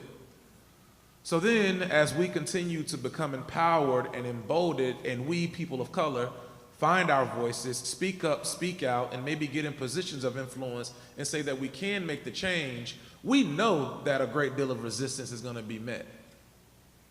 The truth is just that a lot of y'all just seem to act like we live in this utopia in which all will be well. You don't see, or you didn't see last year, many of us out there, because again, we expected such. We've seen any time in which we decide to speak up and speak out, it's met with oftentimes hate and violence. My wife and I, we've had bomb threats at our daughter's school, death threats, stuff sent to our home. There's not a day that doesn't go by that I don't get something crazy in my inbox. We expect this stuff. So Charlottesville, I think, was so powerful to the country because there were so many others who thought this stuff had just faded away. It's like when you have a cut, a deep cut, and then you put the Band-Aid on it because you see a little bit of the scab growing, so you think, oh, I'm all right. That cut me was a while back. I'm okay. Let's put some Neosporin on it. Let's put a Band-Aid on it. My grandma would say, get some tussin. And y'all, everyone would just think we're okay. But what happened in Charlottesville is that we ripped the scab off and said, no, this isn't something you can put a Band-Aid on. This requires long surgery. And until we're all committed to doing the surgery work, we're not going to get better. You don't heal from surgery in a day. For our nation, you don't heal from surgery in a year. Because we've seen a lot of these cockroaches who are white supremacists scatter when the lights have come on, it doesn't mean that they go away. But now, what are we going to do? In Charlottesville, I've been very proud of the fact that it's been difficult. And that may sound crazy, an elected official, a councilman saying he's proud that things have been difficult. Yes, because we've all had to learn to become comfortable with being uncomfortable. So when that topic of race comes up, which we can't hide from it anymore, we have to deal with it. When we talk about policies in which we are going to truly deal with issues like affordable housing and redlining for that matter, or the wage gap and paying people what they actually deserve. Or when we talk about how throughout our community we have been built on the backs of black people, and really black women have been carrying this load for far too long. Now we have to do something. So, because that's difficult, and because a lot of people are now dealing with it for the first time, I think that it's better now than never. So now that surgery work can begin to happen across the country. We're not the only place that had a cut. We're just one of the first to remove the scab. But now we hope that the entire country will go into ER because we all need to get well soon. Thank you.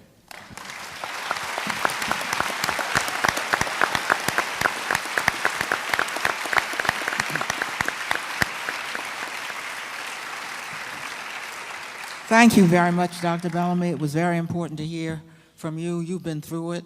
I'm going to invite members of the audience to begin coming up to the two microphones. This is very important to us to hear from you. And I do want to say something in order to promote the most candid conversation. I hope nobody here is seized with white guilt. Obviously, we've been talking a lot about what whites do. That's the majority of the population. There is a white skin privilege in this country. But I do want to lay to rest the notion that I have heard some blacks say themselves, that blacks don't engage in racism. They have been boldened to do so, not very openly, but as someone who represents the district, now it's about 50-50, who's heard these things, this is not a country in which the whites are bigoted and the blacks are pure. So if you want to have a candid conversation, just erase that, if you would, and let's make it as candid as possible. And if you want a role model about ourselves, and perhaps what almost all of us have been guilty of, there's something for which John McCain will always be remembered. And that is when, at one of his rallies when he was running for president, someone got up and made a comment about Barack Obama. He stopped her dead in her tracks. And I ask you, when have you heard a public official or others have that kind of courage? So if you want a role model, and if you want to ask yourself what you need to do the next time you're in a room, whether you're around your own dinner table or someplace else, and no, they won't use the N-word, but they may say something bigoted. Hearing it from you is a lot easier than hearing it from anyone else. So let's start here, and then we'll go from side. Can some of y'all come over to that side so that we can go from side to side? I have several questions. We can handle it. Why don't you begin then? Monica, my question is primarily for you. Slander, libel, inciting imminent violence, limitations on free speech. My brother lives in Charlottesville, and I'm watching the coverage a year ago very closely. I'm very familiar with it. And there's 3 damn Nazis in front of a synagogue where my nephew was bar mitzvahed, my niece was bat mitzvahed, and they're standing there with automatic rifles, and the rabbi had to lead the congregation out a rear door.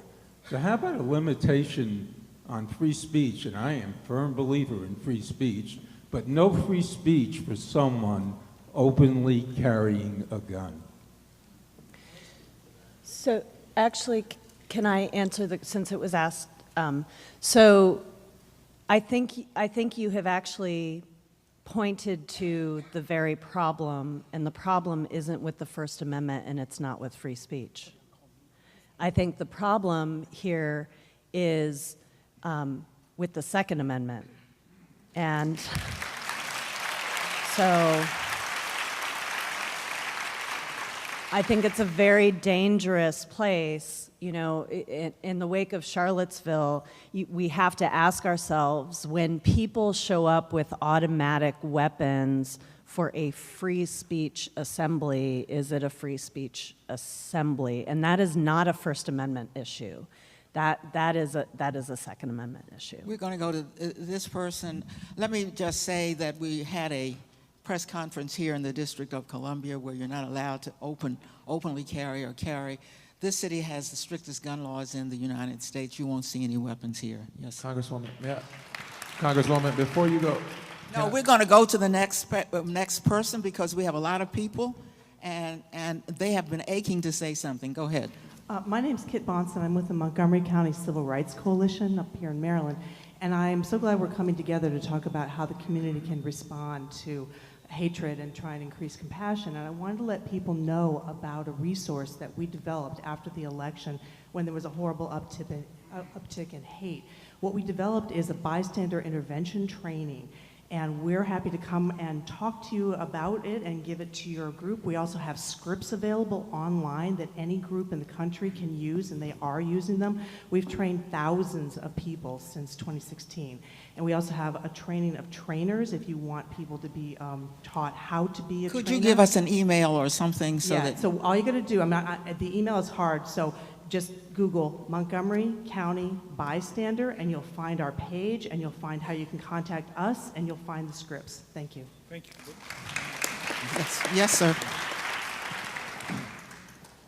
I have a question, and it's mainly for Tony or anyone else who wants to join in. I've recently gotten involved a little bit with a group called Better Angels, and what Better Angels is trying to do is get people, even at the extreme ends of blue and red, to actually be able to have a conversation with each other. Do you think there's any way to have an actual conversation? And I'm serious about this because I think about, for myself, how would I ever have a conversation with someone who's extremely on the other side, whether they're actually in a hate group or unofficially white premises. Is there any way to actually talk and have a conversation? Thank you, Tony. Will you take that? Yeah, I think first of all we need to define what a conversation is. And for me, a conversation is about listening. And it's not about whether we're going to sit down and tell another person what we think. I think if we're going to have that dialogue, we have to ask ourselves, am I going to sit down and am I going to be prepared to listen to the other person? Because what is there, and this is what I think about populism, right? And there's a populist thing going around the planet. Populism is like the check engine light that comes on in your car. And what it does is it's telling you there's something systemically wrong. You need to deal with it. Populism almost never has the right answer, but it often asks the right question. And there's some legitimate grievances out there that people have. They come to the wrong conclusion on how to fix them, but we should be able to sit down and not accept their viewpoint, but at least hear it. And dialogue is about a two-way exchange where we need to hear it. So it's not whether we can sit down and talk to another person, it's whether we're going to sit down and be prepared to listen. Tony, how many former members belong to Life After Hate? Our Facebook support group is about 50 or 60. Thank you. Thanks. Hi, I'm Michael Brown.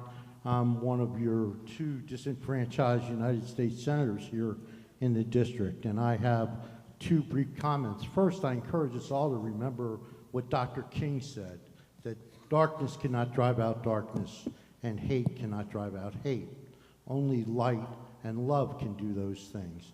So I hope that we will continue to meet in places of light, like synagogues and churches, and that we will offer a message of love and inclusion to stand up against this vile, racist hate speech. And I also remind you, as we talk about having our voices heard, and we hear the mayor tell us about subtle racism, that the people of the District of Columbia, who are very progressive, I'm very proud to represent people who stand for social justice, whether it's sex, race, sexual orientation, from Brown versus Board of Education to marriage equality, but our voices are not heard because we're not part of the discussion. So as you stand up for social justice, make sure you stand up for your own rights and support DC statehood so that we have a voice. Thank you. Thank you, Statehood Senator, for that much-needed commercial. Do understand where you are. You are in the city where blacks and whites alike don't have the same rights that you have, and yet we are #1 per capita in taxes paid to support the government of the United States. So that was my much-needed comment. I'm going to ask this next questioner if she would Thank speak you. up now. My name is Claudia Morell. I lead the STEM Equity Initiative. I work with professional development with teachers. And this past year, I had the pleasure of working with teachers in a particular state with a lot of rural areas, predominantly white. And the goal was to help them become more aware of the intersectionality of their students and to kind of help raise some awareness and visibility around issues of race and gender and disability and poverty and all those things. And what I found was that a lot of the teachers are there because they are called to teaching. They love their kids. It really is an issue of invisibility to them. And the first place they go, well, one of two places they go is either defensiveness or guilt and shame. And that's not helpful. And that's been my conclusion, which is that you can probably work with people who are defensive and sort of help them move along the pathway, but people who are guilty and and feeling shame, what I tell them is that, you know, that isn't helpful.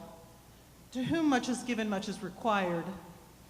Get to know your students, create an equitable learning environment, and then make sure that every child thrives. But helping them to figure out what that looks like can be difficult. That's just my conclusion. I don't know if I'm right. I don't know if there's something else I should be telling them. I would really welcome your insights to help me do my job. Thank you. Does anyone have a response quickly to that? Yes, the Southern Poverty Law Center has a program called Teaching Tolerance, a project called Teaching Tolerance. It offers free anti-bias curriculum and professional development to K-12 teachers. And we provide professional development opportunities to address just the audience that you were talking about. What most people don't recognize is that still today, the teaching profession is pretty much what it was in the 50s. It's about 76%, 80% white women. Bless you, I'm a former classroom teacher myself, who are teaching an increasingly diverse student population. And teachers, because they love children, they buy into this notion, this false notion of colorblindness. So it's very, very difficult for them to allow themselves to see the children in all their complexity.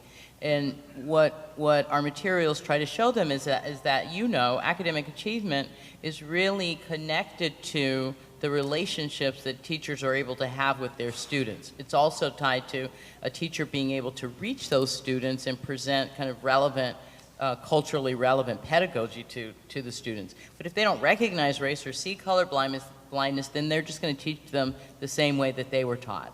So send them to Teaching Tolerance, tolerance.org. They're all free resources.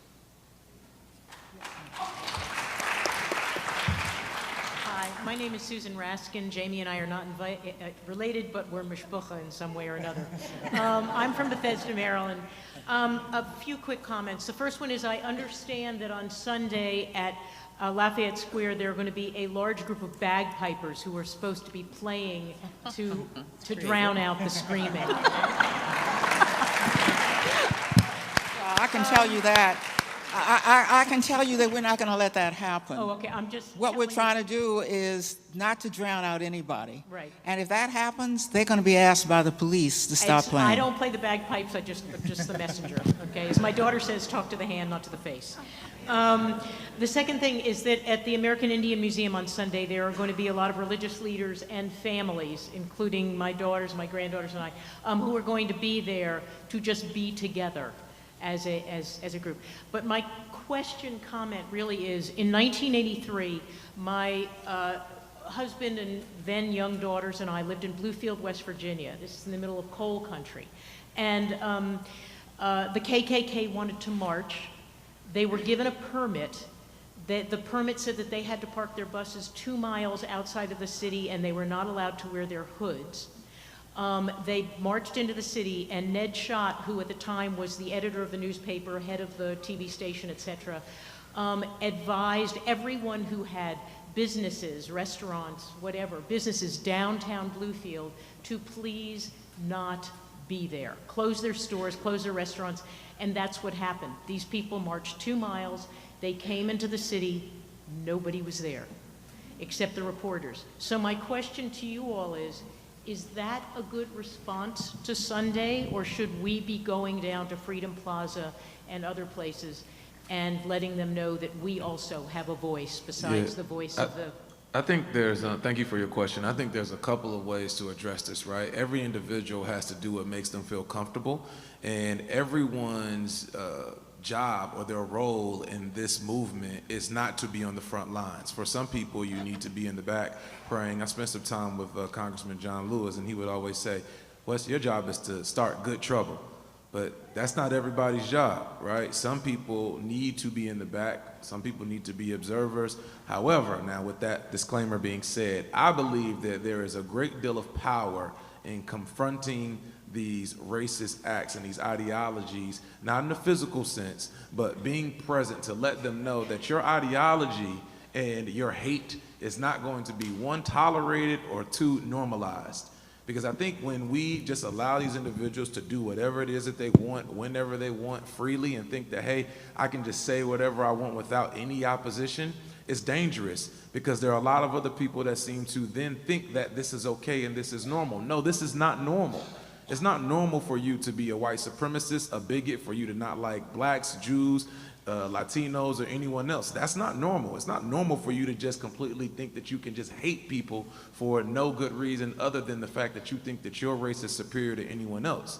And if we do not confront them and, as the gentleman earlier said, have conversations with those, then we are going to see this trend continue. And I firmly believe, again, to get back to that surgery, it takes a lot of different work. 1, confronting.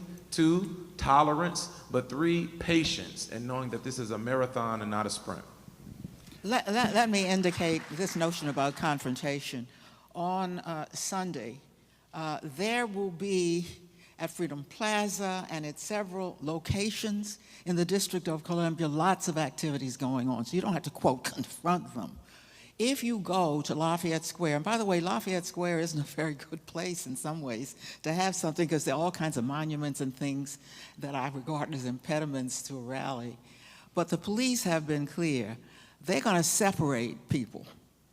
You're not going to have the unfortunate events that happened in Charlottesville. So these people will not be mixed together. And the police say they may be misunderstood because they're going to respect the First Amendment. They are going to allow these people to speak. That's why I caution that there are many ways to confront the speech. And as I indicated in my remarks, you know, people can boo and hiss, you just can't drown them out. So please know that you don't have to be there and a part of that crowd in order to be a part of the response. And the notion of confronting them could be very dangerous, because this is the nation's capital, and you're not going to be able to start a fight in this city. Thank you very much. I just wanted to add something to that question. And as a person who used to organize events like this, I can tell you that there's 2 things that organizers and groups like this thrive off of. It's confrontation and attention. So the bigger the spectacle it becomes, the more cameras that are on it, the more newspaper headlines are around it, the better it is. There's an old saying, there's no such thing as bad news, right? It doesn't matter. So. Can I just add also, what we try to tell people, because we deal with this on a regular basis in Portland, we just had another alt-right march on Saturday. The work we do in response, I don't want to play whack-a-mole with Nazis. I don't want to have to figure out what they're doing so I can plan my weekend. The work that we do in response is every single day in our community. It's places like this, it's in our workplace, it's in our schools. We do that work every day. We don't respond to them. We don't play their game. We play our game, and we drive the narrative, not them. Thank you. Let's come to you. Hi, everyone. I'm Jason Tozier. I'm the director for We the Deaf People. The We the Deaf People is involved in resistance to hate, resistance to phobia against people with disabilities and whatnot. I really want to thank the SPLC for publishing the 10 Ways to Fight Racism. And I want to tell Dr. Randy Blazer, you really changed my life. I mean, you've influenced me to be who I am and to be here today. So thank you for that.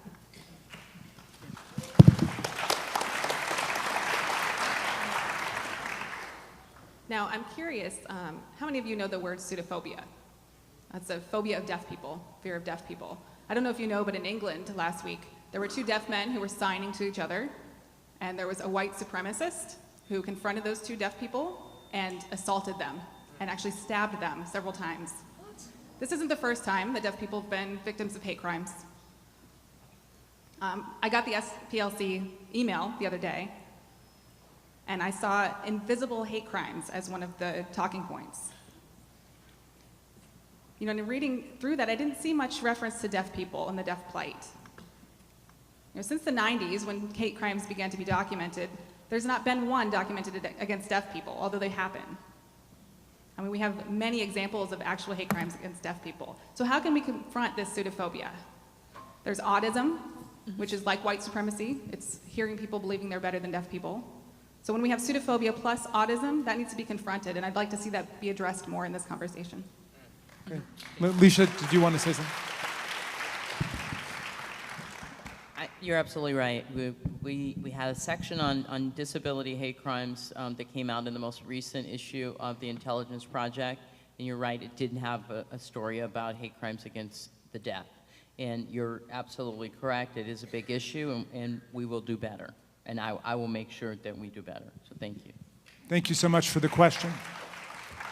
Hi, thanks for an excellent panel. My name is Cantor Alan Rubenstein from Columbia, Maryland. I'd like you to address somebody about the issue that history plays to teach us to listen better and have a conversation. Recently in the Washington Post, there was a great editorial called Listening to History's Echoes by E.J. Dionne Jr. and used as an example Hitler and how he came to power in a very democratic republic in Germany back in the early 1900s. But how can we address using history as a learning tool so that we can help the conversation, the listening to improve, and also to make this statement very strong that we need to do something about it right now, so that when we look back at history a year from now, 5 years, 10 years from now, we'll know that we did the right thing in our present time. Thank you. Randy, did you? Okay, as the academic, I guess I'll tackle. This is a big one. So, you know, history doesn't really repeat. It just sort of morphs and changes. So in many ways, there are incredible parallels to the world of the 1930s Europe happening right now. And I've written about some of these parallels between the rise of fascism in Europe and what's happening in this country. And so we have to be educated to know what that looks like, to know what the cult of personality means. And I think we're getting a real lesson in the cult of personality that 100 years from now, people are going to say, what were they doing in the 2010s? They were under the spell, MAGA, MAGA, MAGA. So there are those parallels that are important. There are also important differences. And the important differences have to do with the way we communicate with each other, including our use of technology, the way we have a kind of built-in resistance. What someone recently called it being shock-proof, that we kind of know now how to respond. So in many ways, we're in a similar spot, and it's scary as hell. But in other ways, there is this community capacity on a national level to pull something together like this. I mean, this came together relatively quickly. I'm impressed, but I also know that well-meaning people can come together very quickly when the situation calls for it. And so we have that now, and that's the thing that we build on. Instead of of course, we need to be educated because we've been down a similar road, not the same road, but we also need to build that capacity so when it does rear its ugly head, we know how to respond. And I think that's where the optimism lies. Thank you.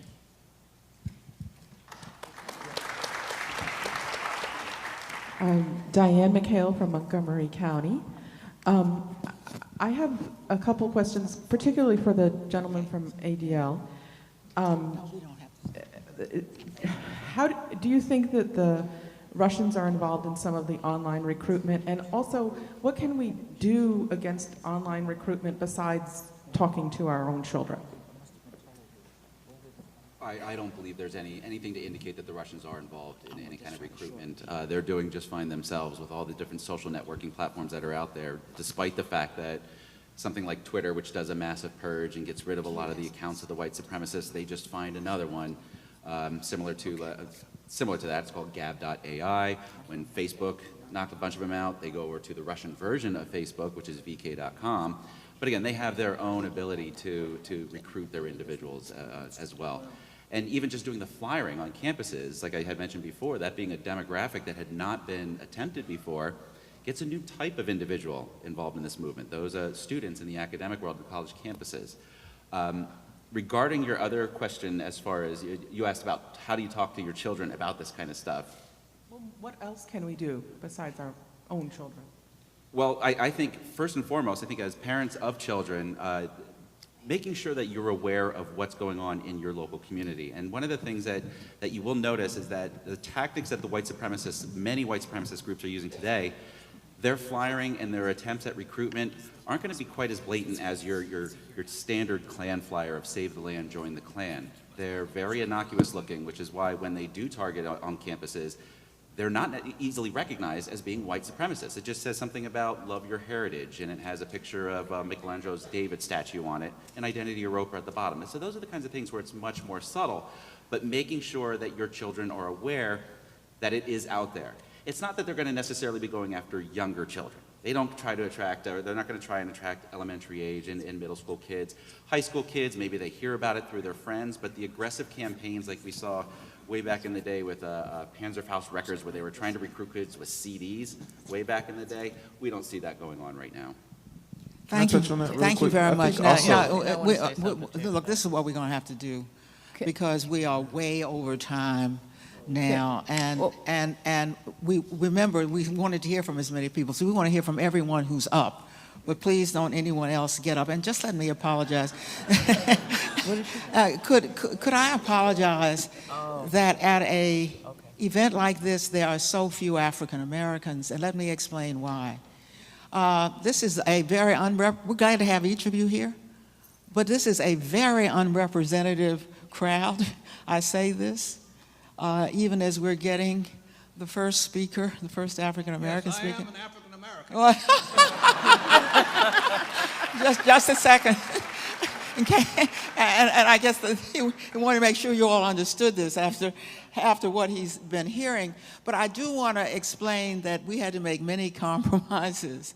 And this was what I expected, that in making this compromise, we would not be able to get a representative a crowd, but that doesn't make the event any more compelling. And I want to express all of my appreciation to all of you who have come. So yes, sir, with the African Thank you very much. Thank you for calling us together. I want to make a brief statement, then I want to ask this question. Agri of Africa. My name is Vernon Shannon. Agri of Africa was scorned by white supremacists for being black. And he responded by saying, "Sir, do you have a piano?" The gentleman said, "Yes." He said, "Let me tell you something about a piano. You can play a tune of a sort on the white keys. You can play a tune of a sort on the black keys. But if you want perfect harmony, you must play the black and the white together."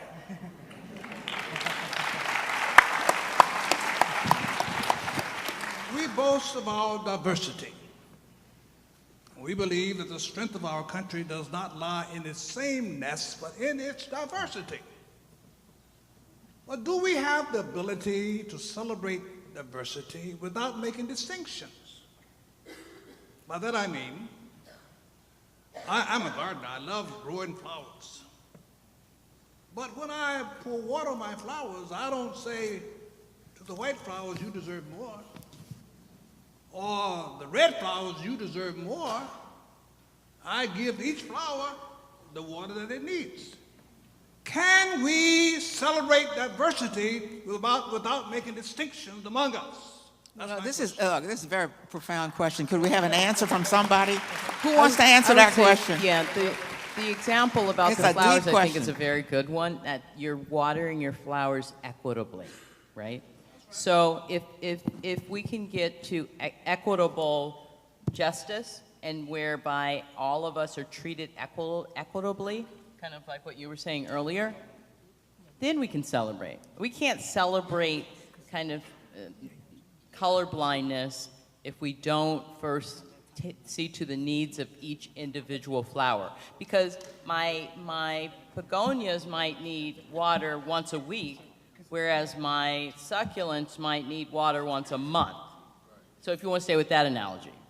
They are different needs, and so I think that's all that we're talking about. So let's talk about meeting the diverse needs of the people. Once that is settled, sure, yeah, let's celebrate the diversity. But I need to go back to this other question first. Thank you. It's if somebody wants to address that. But I really wanted to address the question about the internet, because I think it's very, very serious. And you need to go no further than what happened with Dylan Roof and how he was radicalized online. So this is a very important issue.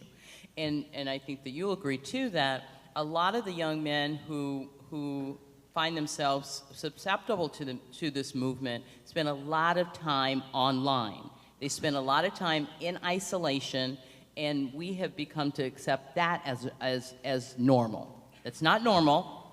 And if you see a kind of young person, young adult, your husband, your wife, spending an inordinate amount of time online, they are either gathering some kind of misinformation. Somebody needs to talk to them. I'll just say that.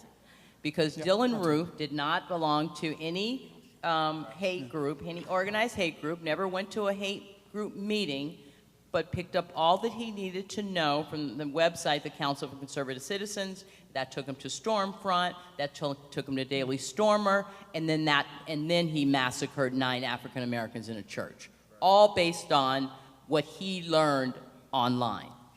And so this is a very serious issue. Let's talk not to just, other people, but let's talk to one another about what it is that we believe, and let us challenge one another with love when the information is wrong. I'm all about sharing and listening, but we have to get to a place of truth, right? We can't just accept misinformation. Thank you, Alicia. Thank you so much.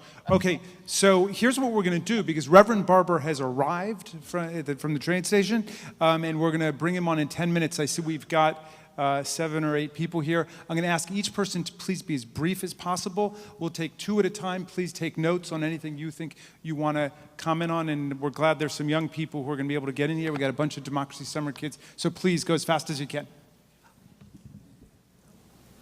Okay. 2 things I just want to say quickly. I worked at Twitter for 4 years, and I can say from experience that the people who are setting the policies that govern what's happening on these sites are not the people who are experiencing the hatred that is happening on the site. So I encourage you to bring these conversations to people in San Francisco where they feel insulated from it, because you don't feel it when you work at those companies. You don't feel the same motivation. My question is for the gentleman at the ADL, but larger to the panel. You guys keep coming back to this idea of unaffiliated individuals. That's something that the sociology world is also dealing with in terms of combating ISIS and decentralized terror networks. What are the implications for people in the nonprofit sphere, or the people in this room, for how do we evolve the tactics for countering hatred when it's not institution-based in the way that it has been for the past sort of 100 years or generations? Great, thank you. Let's come to you, sir, if you'd be as brief as you can. I will be as brief as I can. My name's Rob Fleming. I want to just compliment the people who spoke up for compassion and skip over some of what I was going to say. Let's remember that I don't like these guys, but they're basically frightened children. The guys in the Intifada are frightened children. The guys in ISIS are frightened children. And here in America, white men without a college degree are the only group that is getting a reduced life expectancy around here. We in Washington are very privileged to sit on the top of the mountain and have a better perspective. I'm very glad that we got clean air laws, because I'm asthmatic. But did anybody develop programs for the unemployed coal miners? So we just Great. always got to Thank you. We got act with compassion. We got you. And let's do one more quickly. It's going so well. Yeah. Quickly, yep. My name is Mike. I recall you came to my school when I was a freshman. I'm a rising junior now. I wanted to, since I'm the next generation of the Democratic Party is trying to reach out to voting in 2020, once this current president leaves office, what can we as a people and a government do to heal the divisions in democracy and in culture that this president has? Thank you for that great question. All right. Will you guys be equally brief in responding to any of that? Anybody want to take a shot at it? All right, in response to the first question that the young lady asked, I would really say they have to be exposed for what they are. With the new face of hate as it is, like with the alt-right, looking and acting like they should be very personable, they need to be exposed for the haters that they truly are, not just let it go by and think that it's got to look a certain way, because it doesn't always look that way. Excellent. Randy?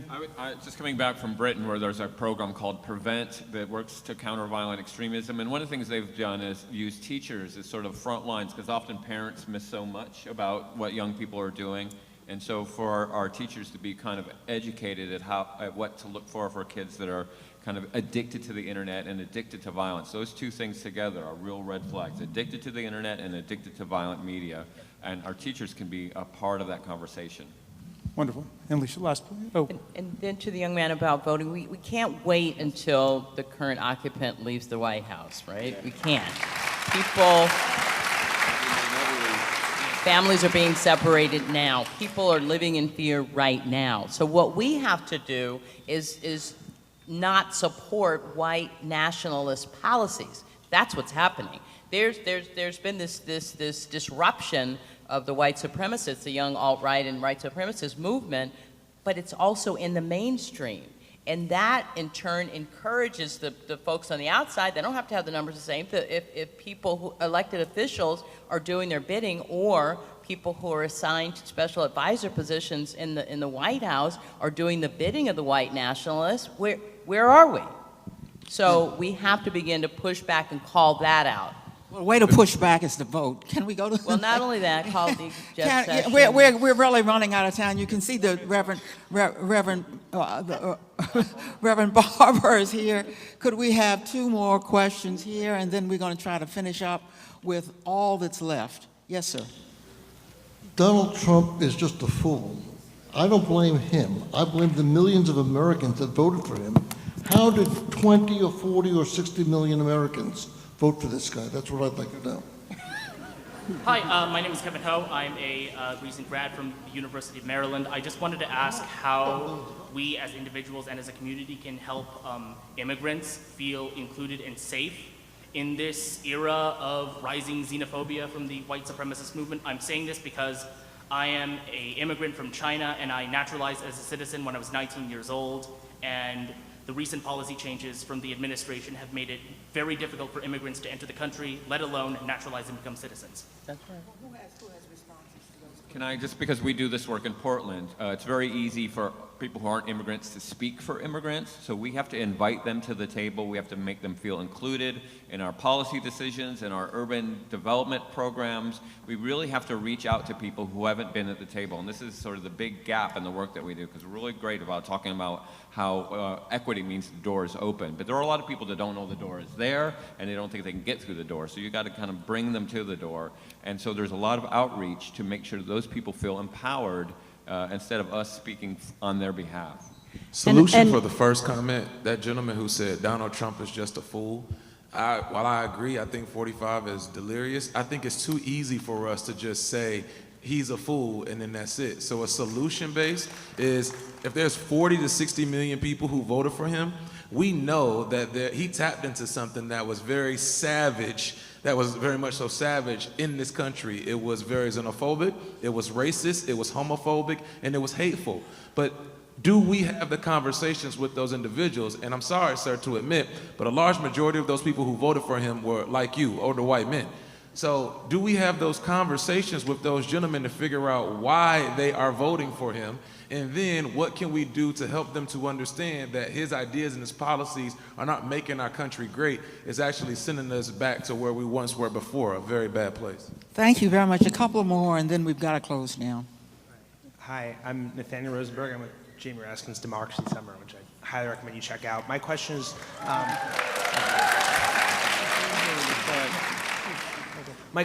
how do we, as college-age or soon-to-be college-age kids, deal with the potential radicalization of our peers? How do we block that and make sure that we're the fertile recruiting grounds that our colleges, how do we make sure that those aren't used by white supremacists? My name is Hannah Wilcove. I'm a Democracy Summer alum and a rising senior at UMBC. My question is very similar, but especially about student groups inviting these alt-right white supremacist speakers on campuses to the swastikas that I've seen on the bathroom stalls. How do we as students combat this on our campus, and especially what do we do when we get in a situation where these fellow student groups invite these speakers, and how do we balance that with our First Amendment rights? Is your final question? Yeah, mine's very similar as well. It's, how do we fight back? How do we defend justice effectively? What actions can we take to do it well? Not just with our peers, but how can we help you? Even when we're younger, like I'm only like 15, so how can we help you do that? Even though we're quite, I wouldn't say that we're helpless, but I feel kind of helpless. So. Well, as an elected official, you can help me by, one, using your voice to speak truth to power. You can confront these individuals with your intellect, not with your fists.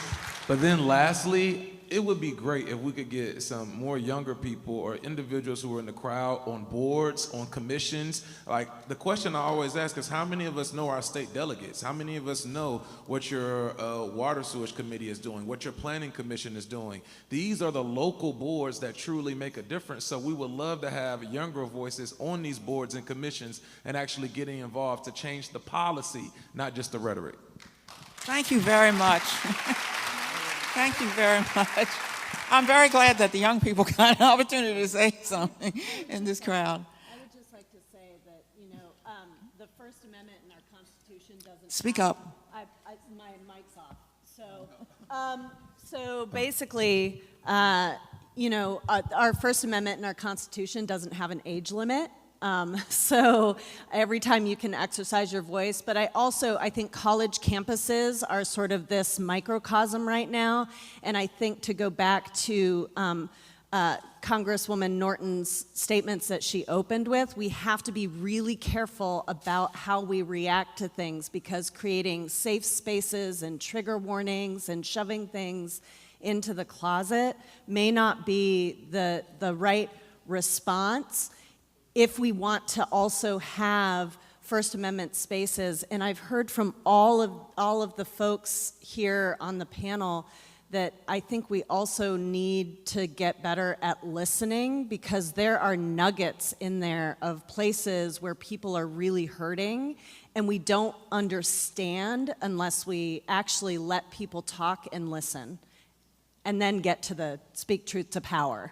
Thank you very much. Look, everybody. This is how we're going to do this with our guest speaker, who we're very pleased was able to make it because his schedule. We're going to take a 5-minute break, and then we're going to ask you to, and everybody may need that kind of break by now. And then what we're going to ask you to do, before we ask you to do that, I am going to ask you to express your appreciation to this extraordinary panel who taught us a great deal.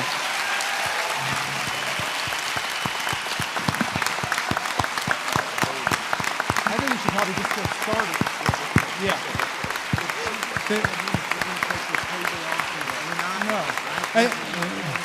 Thank you.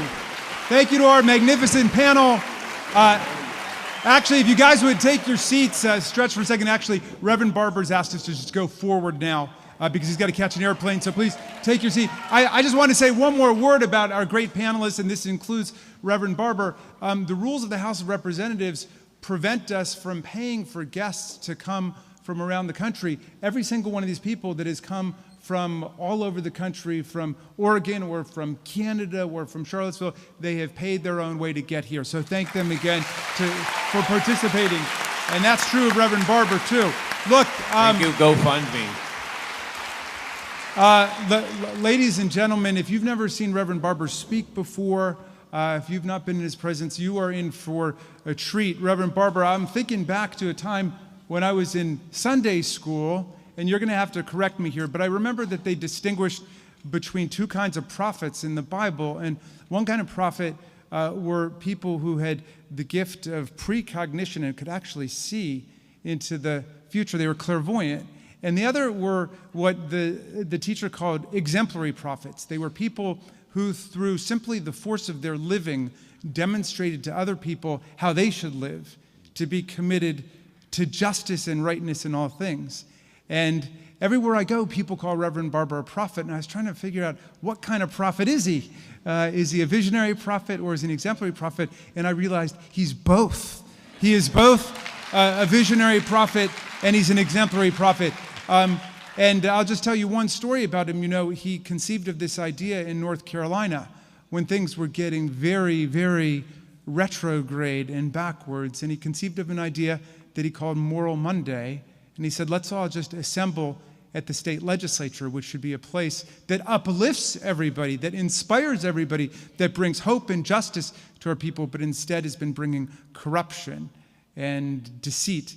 And every week, more and more and more and more and more people came until the politics of North Carolina were transformed by the moral voice of this extraordinary man. So now Reverend Barber has begun a poor people's movement across America to pick up where Dr. King left off. And he belongs now not just to North Carolina, but to all of the United States of America. Please welcome Reverend Barber, William Barber. Thank you so much. Thank you. Shalom. Welcome. Assalamu alaikum. Peace be unto you. I greet you in all of those ways. Gracious God, we thank you for this gathering today, which is prophetic in its message and will be powerful in its movement as we leave this place. For we ask it in your name. Amen. I want to thank Congressman Raskin for his tremendous leadership and for all who have gathered here, for the rabbi of this particular place, for the great memory of Rabbi Heschel, who stood with Dr. King. I hate to leave. I'm on my way tomorrow to help eulogize Dorothy Cotton, who passed a few weeks ago. Dorothy Cotton, one of the great sheroes of the civil rights movement, and she's a daughter of the South who helped to transform the South and to transform the nation.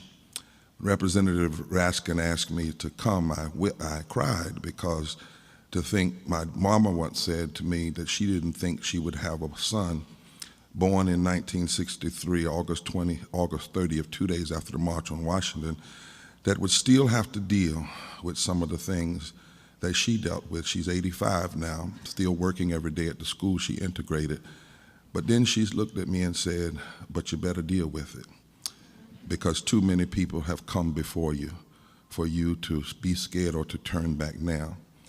We have a deeply moral crisis, and there are movements. The Poor People's Campaign, a national call for a moral revival. My co-chair, the Reverend Dr. Liz Theo Harris, and Jews and Muslims and Christians and people of faith and not of faith and impacted people have been together. We were just together for 40 days, 6 weeks. More than 5,000 people were arrested for civil disobedience. Tens of thousands joined to be a part of this 21st Century Poor People's Campaign, a national call for moral revival.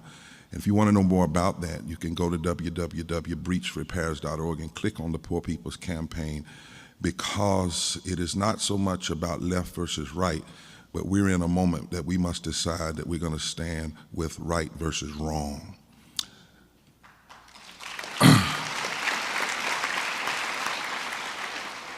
In the beginnings of the Bible, Genesis chapter 1, verse 26, it says, and God said, let us make humankind in our own image, after our likeness.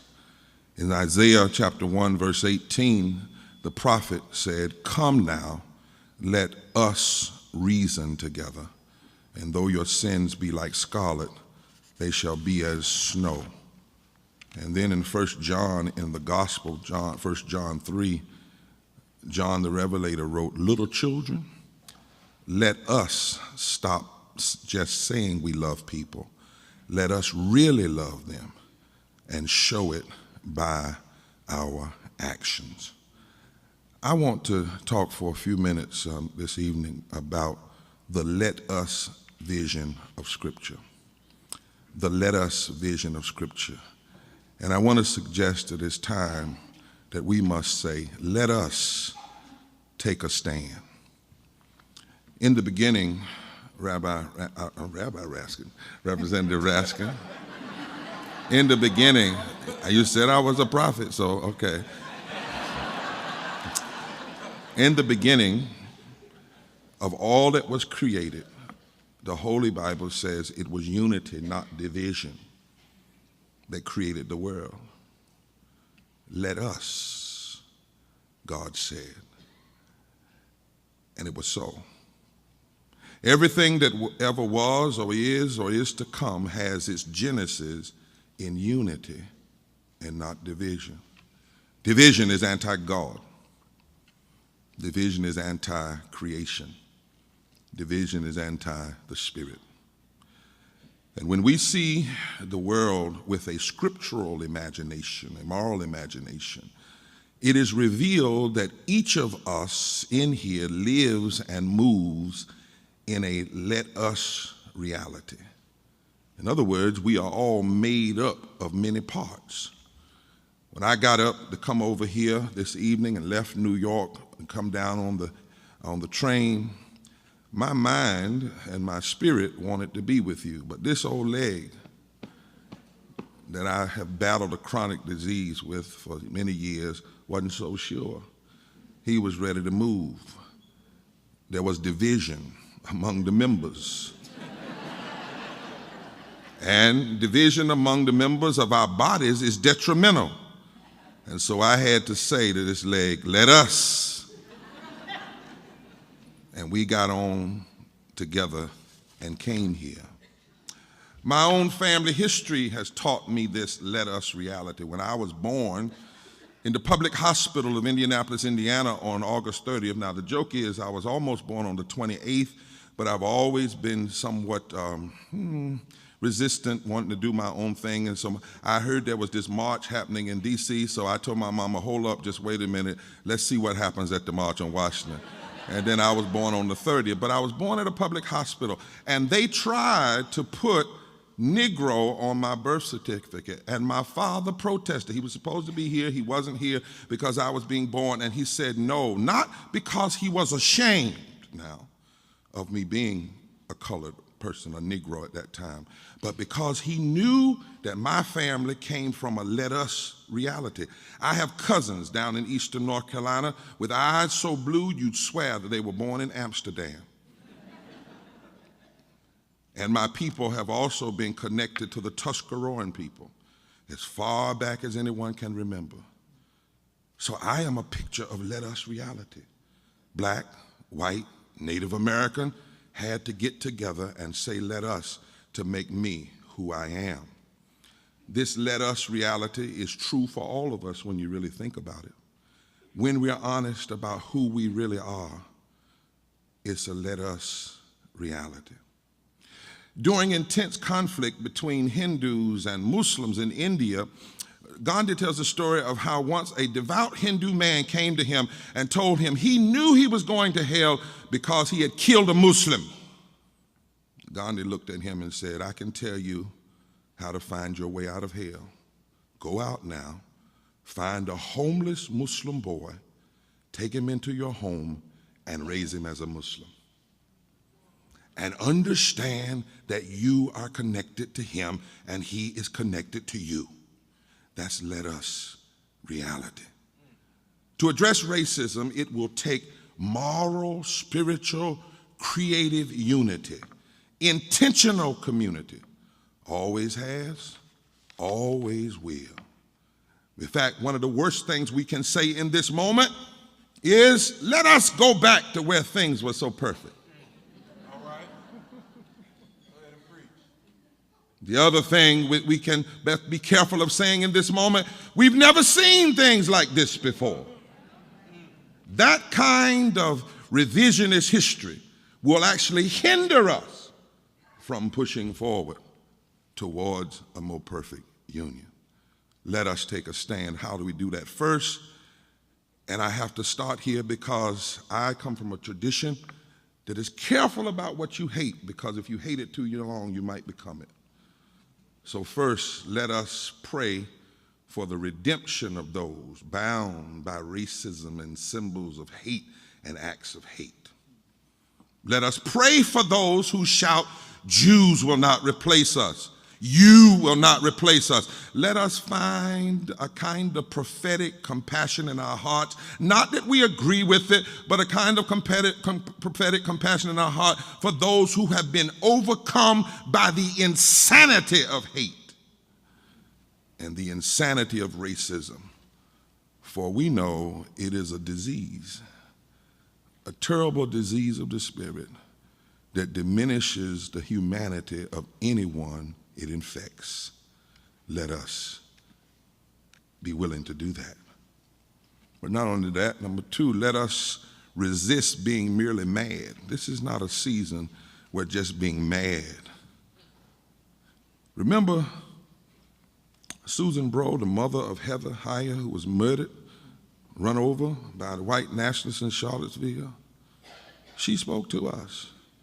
Let us not give so much attention to those that want to have another rally and forget the rallying call that the mother of Heather Heyer said. She said, they tried to kill my child to shut her up. Well, guess what? They just magnified her. You need to find it in your heart, she told us in America, that small spark of accountability. You poke that finger at yourself like Heather would have done, and you make it happen. You take the extra step. You find a way to make a difference in the world. If we are going to choose to remember that deadly day, then let us remember what the mother said in the face of that deadly day. They tried to kill my child to shut her up. They just magnified it. You need to find in your heart that same smart spark of accountability. We can't just be mad. We must make a difference and use all of ourselves in this moment. Let us take a stand. And then let us remind our nation that if we're going to deal with racism, we can't just talk about Charlottesville, Roseanne Barr, and the KKK when they march. And taking risk in this room, we can't just blame Trump. I knew that wasn't going to get an amen. But we need some deliverance from that, from actually giving Trump too much power. I hear people saying this is the era of Trump, like there's no God anymore. We didn't, he may have stood on the stage and said, I and I alone can fix things, but just because he said that doesn't mean it's true. But no, we can't just blame Trump alone. There's a Princeton historian that has said, Trump is the iconography of a too often rerun in American history. With the call for justice, and then there's a response, and it has been this way throughout the American experience. In fact, did you know that the statue that Unite the Right or Alt-Right chose to rally around wasn't put up to honor the Confederacy? That statue isn't even about the Confederacy. It's a statue of Robert E. Lee, who was very clear. Robert E. Lee said in his lifetime that we could not honor the acts of the rebellion. He didn't say there were two armies. He said there was one army and then there was a rebellion. And that he and others had participated in if we were truly to be the United States of America. He said that 80 to 90% of the Confederate monuments in this country were not put up immediately following the Civil War. Most of them were put up in the aftermath of Plessy versus Ferguson. between 80 to 90% were put up between 1896 and 1920. They were put up when white nationalism found a way to subvert the Reconstruction amendments post the Civil War. And white nationalism had once again become policy, both in the Jim Crow South and in the segregated federal government and in the North. The statue in Charlottesville was commissioned in 1919 really to pay homage to President Woodrow Wilson, who was a Democrat. President Woodrow Wilson was a Democrat of that day, and he had resegregated federal policy. Now, he was a smart guy. He came from New Jersey, was the president of Princeton, but you can be educated and be racist. Say that again, preacher. It's not some backwoods phenomenon. When he got elected, though he got some black votes to get elected, he began to resegregate federal offices in D.C., and he played birth of a nation in the Oval Office to all of his staff 100 years before Steve Bannon was ever there. And used that movie, that ugly misuse of history, that ugly lie about history, that the Klan and the racists and the red shirts were the heroes and the Reconstructionists, black and white people working together in the South, were actually the ones that had undermined the nation. We can't forget that. We can't forget that this is not something new. And the statue was raised in 1919 to pay homage to Woodrow Wilson because the white nationalists and white supremacists of that day believed that in Woodrow Wilson they finally had a friend in the White House. Could that really be why alt-right chose to march around that statue? Because they believe once again, they have a friend in the White House. We can't forget, if we're going to really deal with racism, the ugly racist rhetoric and policies of George Wallace when he was governor, whose words and policies and a commitment to racism was so pernicious, and it so poisoned the veins of our body politics that when he was loud in January of 1963 on a political stage. Hear me. He was loud on a political stage January 1963. By June, Medgar Evers was dead. By September, 17 days after the March on Washington, 4 girls were blown up in a Birmingham church because his loudness, his rhetoric, his ugliness, and his policies as an elected official gave license to the haters. And we can't forget that once his rhetoric was called out and was too ugly, there was another scheme when they taught how to take George Wallace's racism and Strom Thurmond's racism and Jesse Helms' racism and turn it into a Southern strategy, camouflaged, designed to talk and act racist without sounding like it. And that plan was implemented in 1968.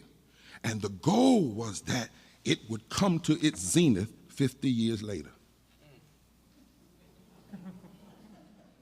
The goal was that if we start doing this now, 50 years from now, we will have so locked up the South and certain parts of the Midwest and certain of the cultural enclaves of the North, and that we will have been able to actually insert racism into the body politics, but we won't sound racist because we won't use the overt terms that George Wallace did. Instead, we'll use words like entitlement reform and cutting taxes and forced busing and terms like that and cutting the budget. Which, if you know the heart of the Southern strategy, if you know the policies of economists like James Buchanan out of Tennessee, if you know what the Koch brothers decided to do in 1963 when they said we're no longer going to fight to put forth Messiah candidates, we're going to build a movement using this strategy. And if you know how many politicians of the recent past and the present still use this strategy today. You hear it on the floor of the Congress and in state houses long before Trump ever took office.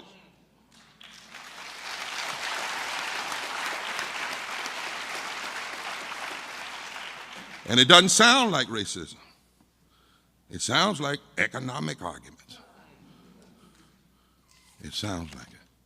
And so we must say to the nation, let us say to the nation, because we know this history, that what white nationalism is and what systemic racism is, and how it is not just words and rallies against black, brown, and Asian people and First Nation people, but white nationalism and systemic racism is about policies that are against America itself. And that racism is America's original sin. And it originated with the racism against First Nation, indigenous people.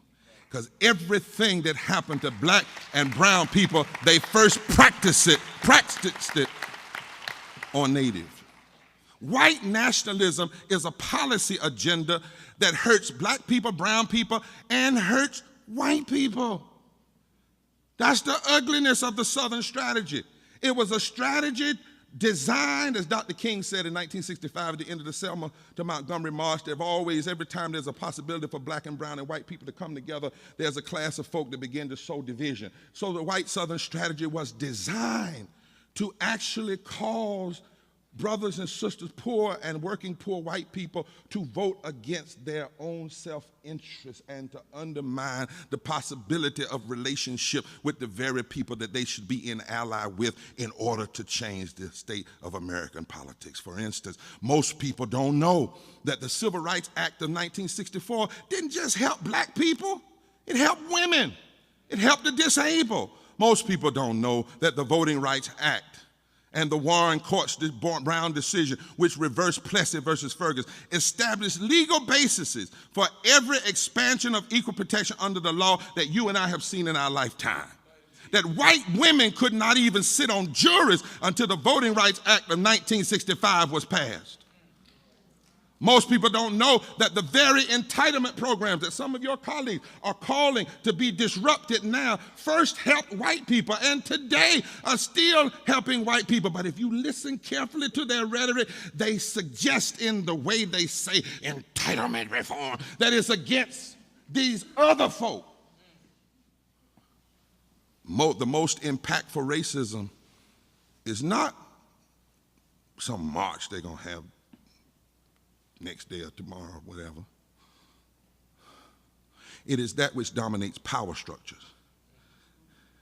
And it is that which will never call you the N-word in public. But in policy, racism isn't just about hatred. It's about power. Power. And my grandma used to say, policy racism will make you cut off your nose to spite your face. What is this real racism and nationalism? Voter suppression. Watch this. This past Monday was the anniversary of the Voting Rights Act. The Voting Rights Act has been gutted for 5 years by McConnell and Ryan. Strom Thurmond filibustered the Civil Rights Act of 1957 for 1 day, and we call him a racist. McConnell and Ryan have engaged in a filibuster of fixing the Voting Rights Act for 5 years. And we have gone through 2 elections now without the full protection of the Voting Rights Act, and you will have more stories this week about their little rally than the big problem of voter suppression in this country. That's the problem.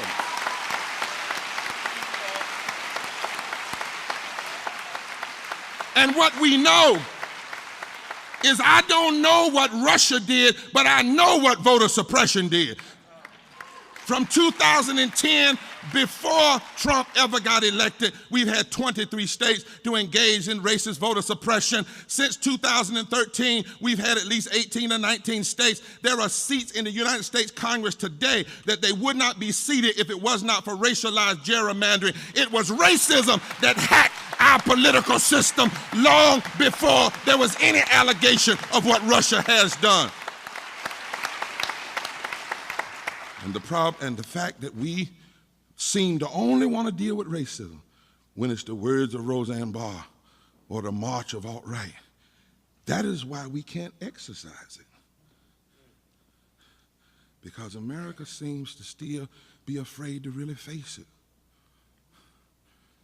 One writer said there were 250-some thousand, possibly 250-some thousand voters suppressed in Wisconsin because of racist voter suppression, and Trump only wins by less than 40,000 votes. There were 900 and some odd fewer voting sites in the black and brown community in this last election. That's racism. And white nationalists support voter suppression. And if you support and use voter suppression to hold on to your power, then the court said in the case we won in North Carolina that you have engaged in surgical racism. So even though a congressperson may never march at a rally, if they are fighting, fixing voter suppression in the halls of Congress and in the state houses, they are at best an enabler of racism, and at worst, they are a practicer of racism.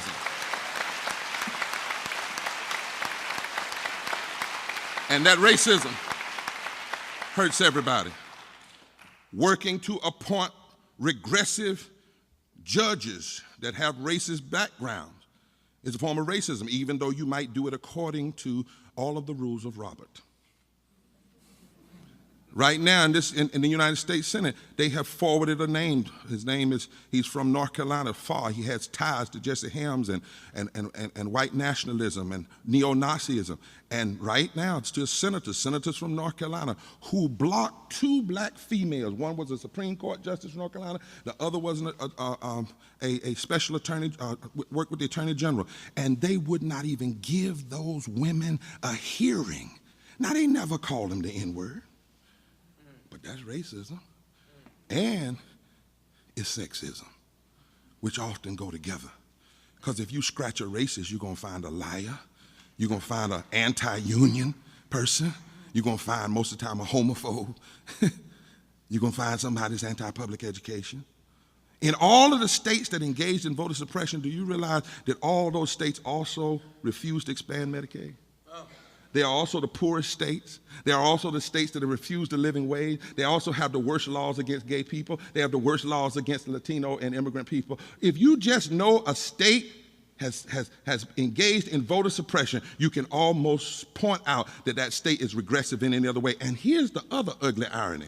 Every state where people are getting elected through racist voter suppression, when the people that get elected because of the racial voter suppression take office, they vote on policies that hurt mostly white people. Now that's the irony.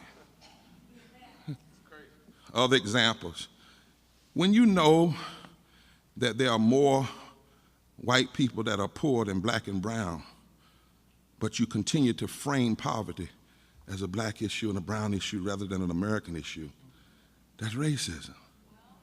When you know there's 62 million people working every day for less than a living wage, and 54% of all African Americans work for less than a living wage, and you still fight the living wage, that is classism and racism. When you name something to racialize it, Obamacare, not the Affordable Care Act, when you name it to racialize it, and then you work to take health care from poor working people in a way that we haven't seen since the fight to close and shut down the Freedmen Bureau hospitals like the one at Howard, you haven't seen an attempt to take health care like it's happening now. You have to go all the way back to 1868 when the former planters said, we're going to undo the Freedmen Bureau Hospital. And they took all of them but 2, and one of them was at Howard. Racism, white nationalism, denying immigrant justice, family separation. And stop saying kidnapping children, even though I understand kidnapping brown children. Brown children, babies. And now Stephen Miller wants to exclude 20 million green card holders from the possibility of becoming citizens. And you know the most racist thing you hear? And it's not the N-word. They must come in by merit. Go back in most of their genealogies and find out how many of their foreparents had the quote-unquote merits to come here. No, they heard that lady speaking from the harbor, give me your tired, your poor, your huddled masses yearning to be free. How dare somebody that stole from the Indians and took the free labor of African Americans and refused to allow domestic workers, white and black women, to get Social Security when it was first started in 1935. How dare now you want to talk about merit to the very people that built this country with free labor?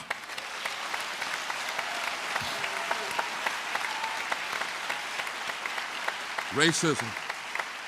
Racism is when you heretically misuse scripture to perpetuate violence. All right. And try to put your God, well, it has to be your God because it's not the God of the Hebrew scripture, the God of the Christian scripture, on the side of separating children. Or you put your God on the side of cutting poverty program by saying that the poor will be with you always. And what you do is you quote half of a scripture that any junior rabbi could tell you. The rest of that text says the poor will always be with you because you will not do right by the poor. I paraphrase. Racism, white nationalism, water poisoning at Flint, and nobody's gone to jail yet. Poisoning the aquifers at Oak Flats, allowing a multinational company to poison the aquifers on the Apache Reservation in Arizona. That's racism. Resegregation at public schools at a rate faster than we've seen since 1970. That's racism. Funding the new Jim Crow, the prison industrial complex. Recently in my home state even, a city council voted against their police department being trained by other countries, militaries who engage in occupation. And they said, we cannot claim to fight racism at home when you're not listening to the people in the street, but then you're willing to get somebody from another country and another military to come train you how to police. That's a form of racism. On that night 1 year ago, when Spencer marched on UV's campus, and many of my friends were locked in a church just across the street, the white nationalists were shouting, Jews, will not replace us. Here's another thing, let us be clear. We cannot be silent while there's any talk of replacing anybody that's any part of God's creation. All right. No. If you want to promote any philosophy of attacking people, we who believe in love and justice must stand against your effort. If persons or policy attack our Jewish brothers and sisters, let us stand against them. If persons or policies attack our Muslim and Palestinian brothers and sisters, let us stand against them. If persons or policies attack our brown brothers and sisters, let us stand against them. If persons or policies attack our Native American brothers and sisters, our Asian brothers and sisters, our gay brothers and sisters, let us stand against them. If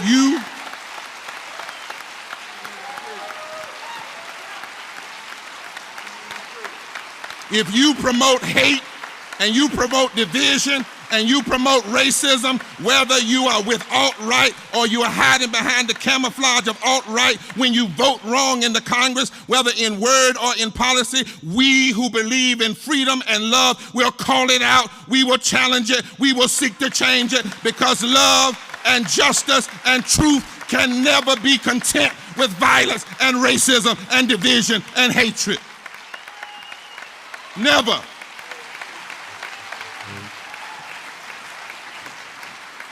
And then let us remember that this work of challenging racism and seeking to cleanse it from our nation's body politics has always required clearly naming it and then building a diverse moral movement against it.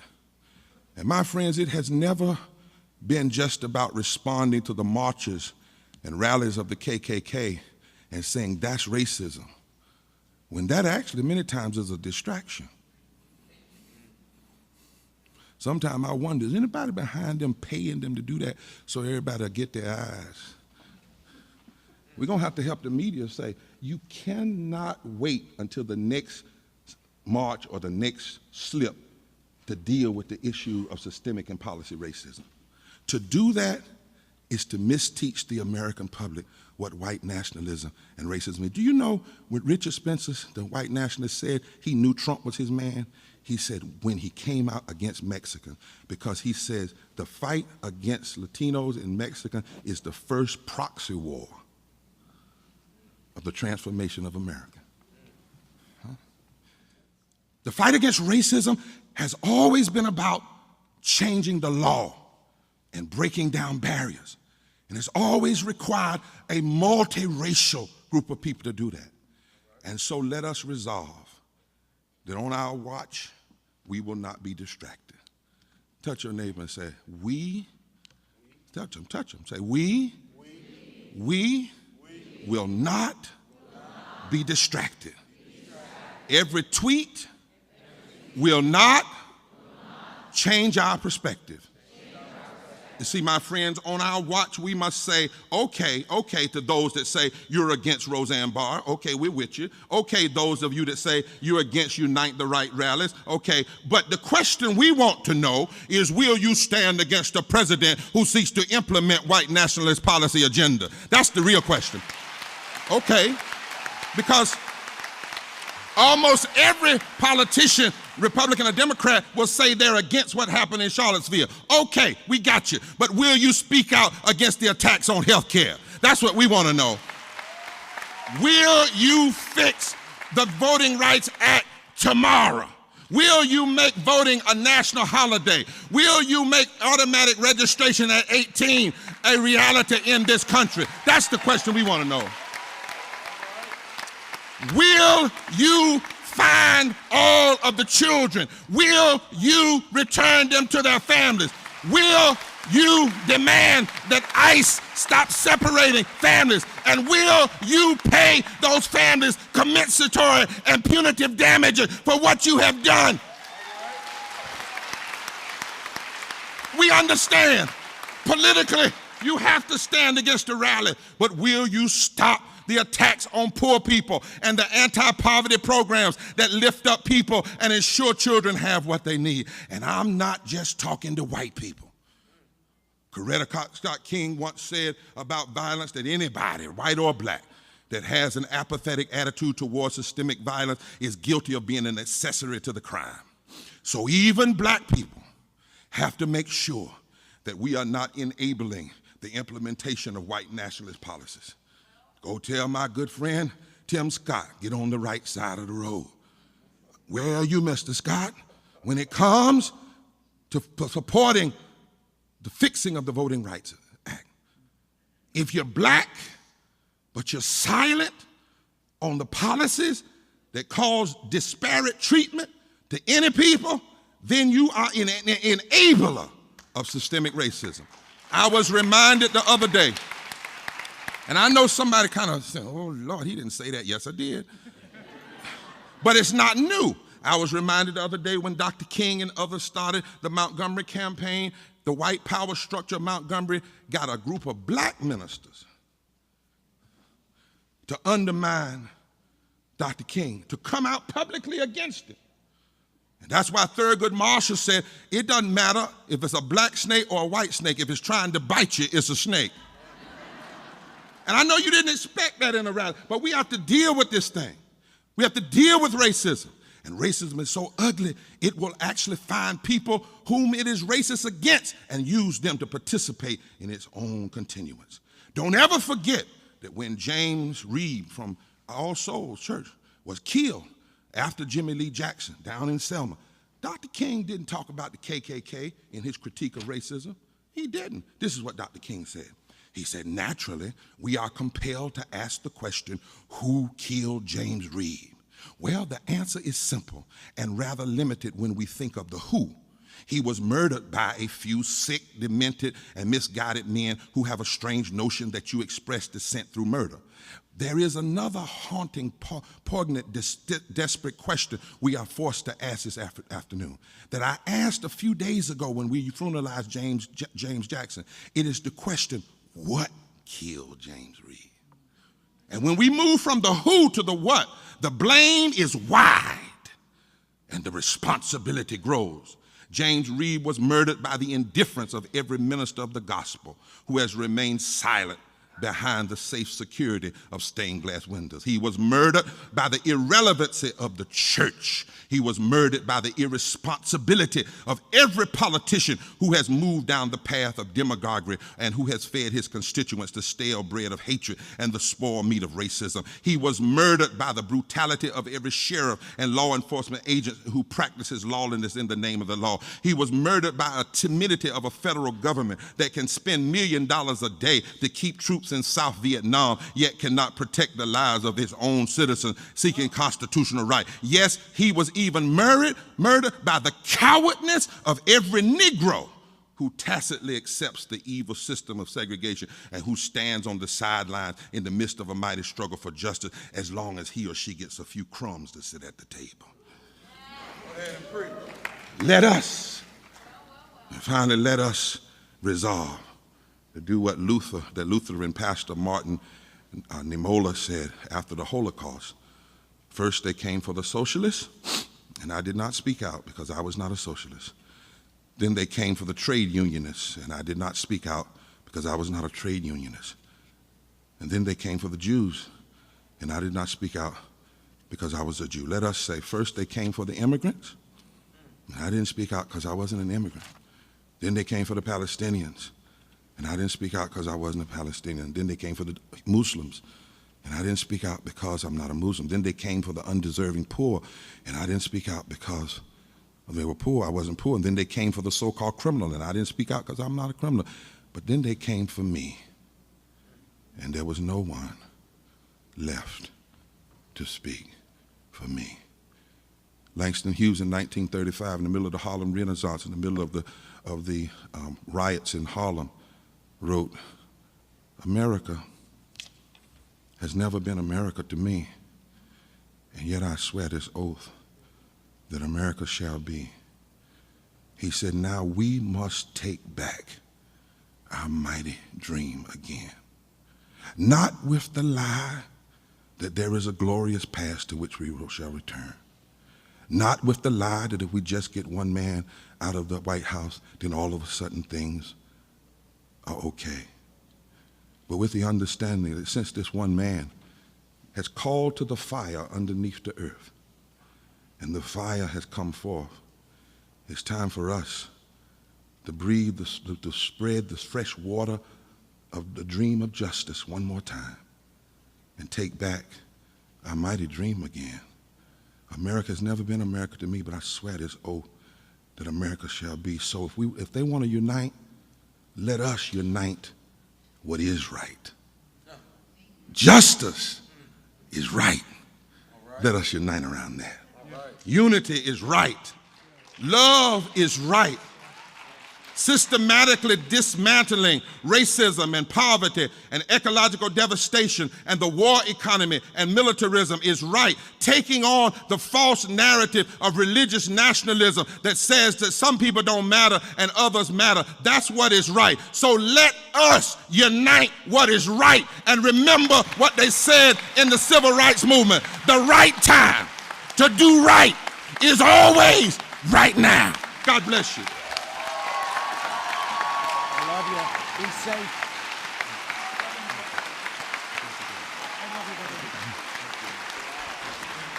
We want to thank Reverend Barber for all he does and continues to do. We want to thank Eleanor Holmes Norton and Jamie Raskin. Ladies and gentlemen,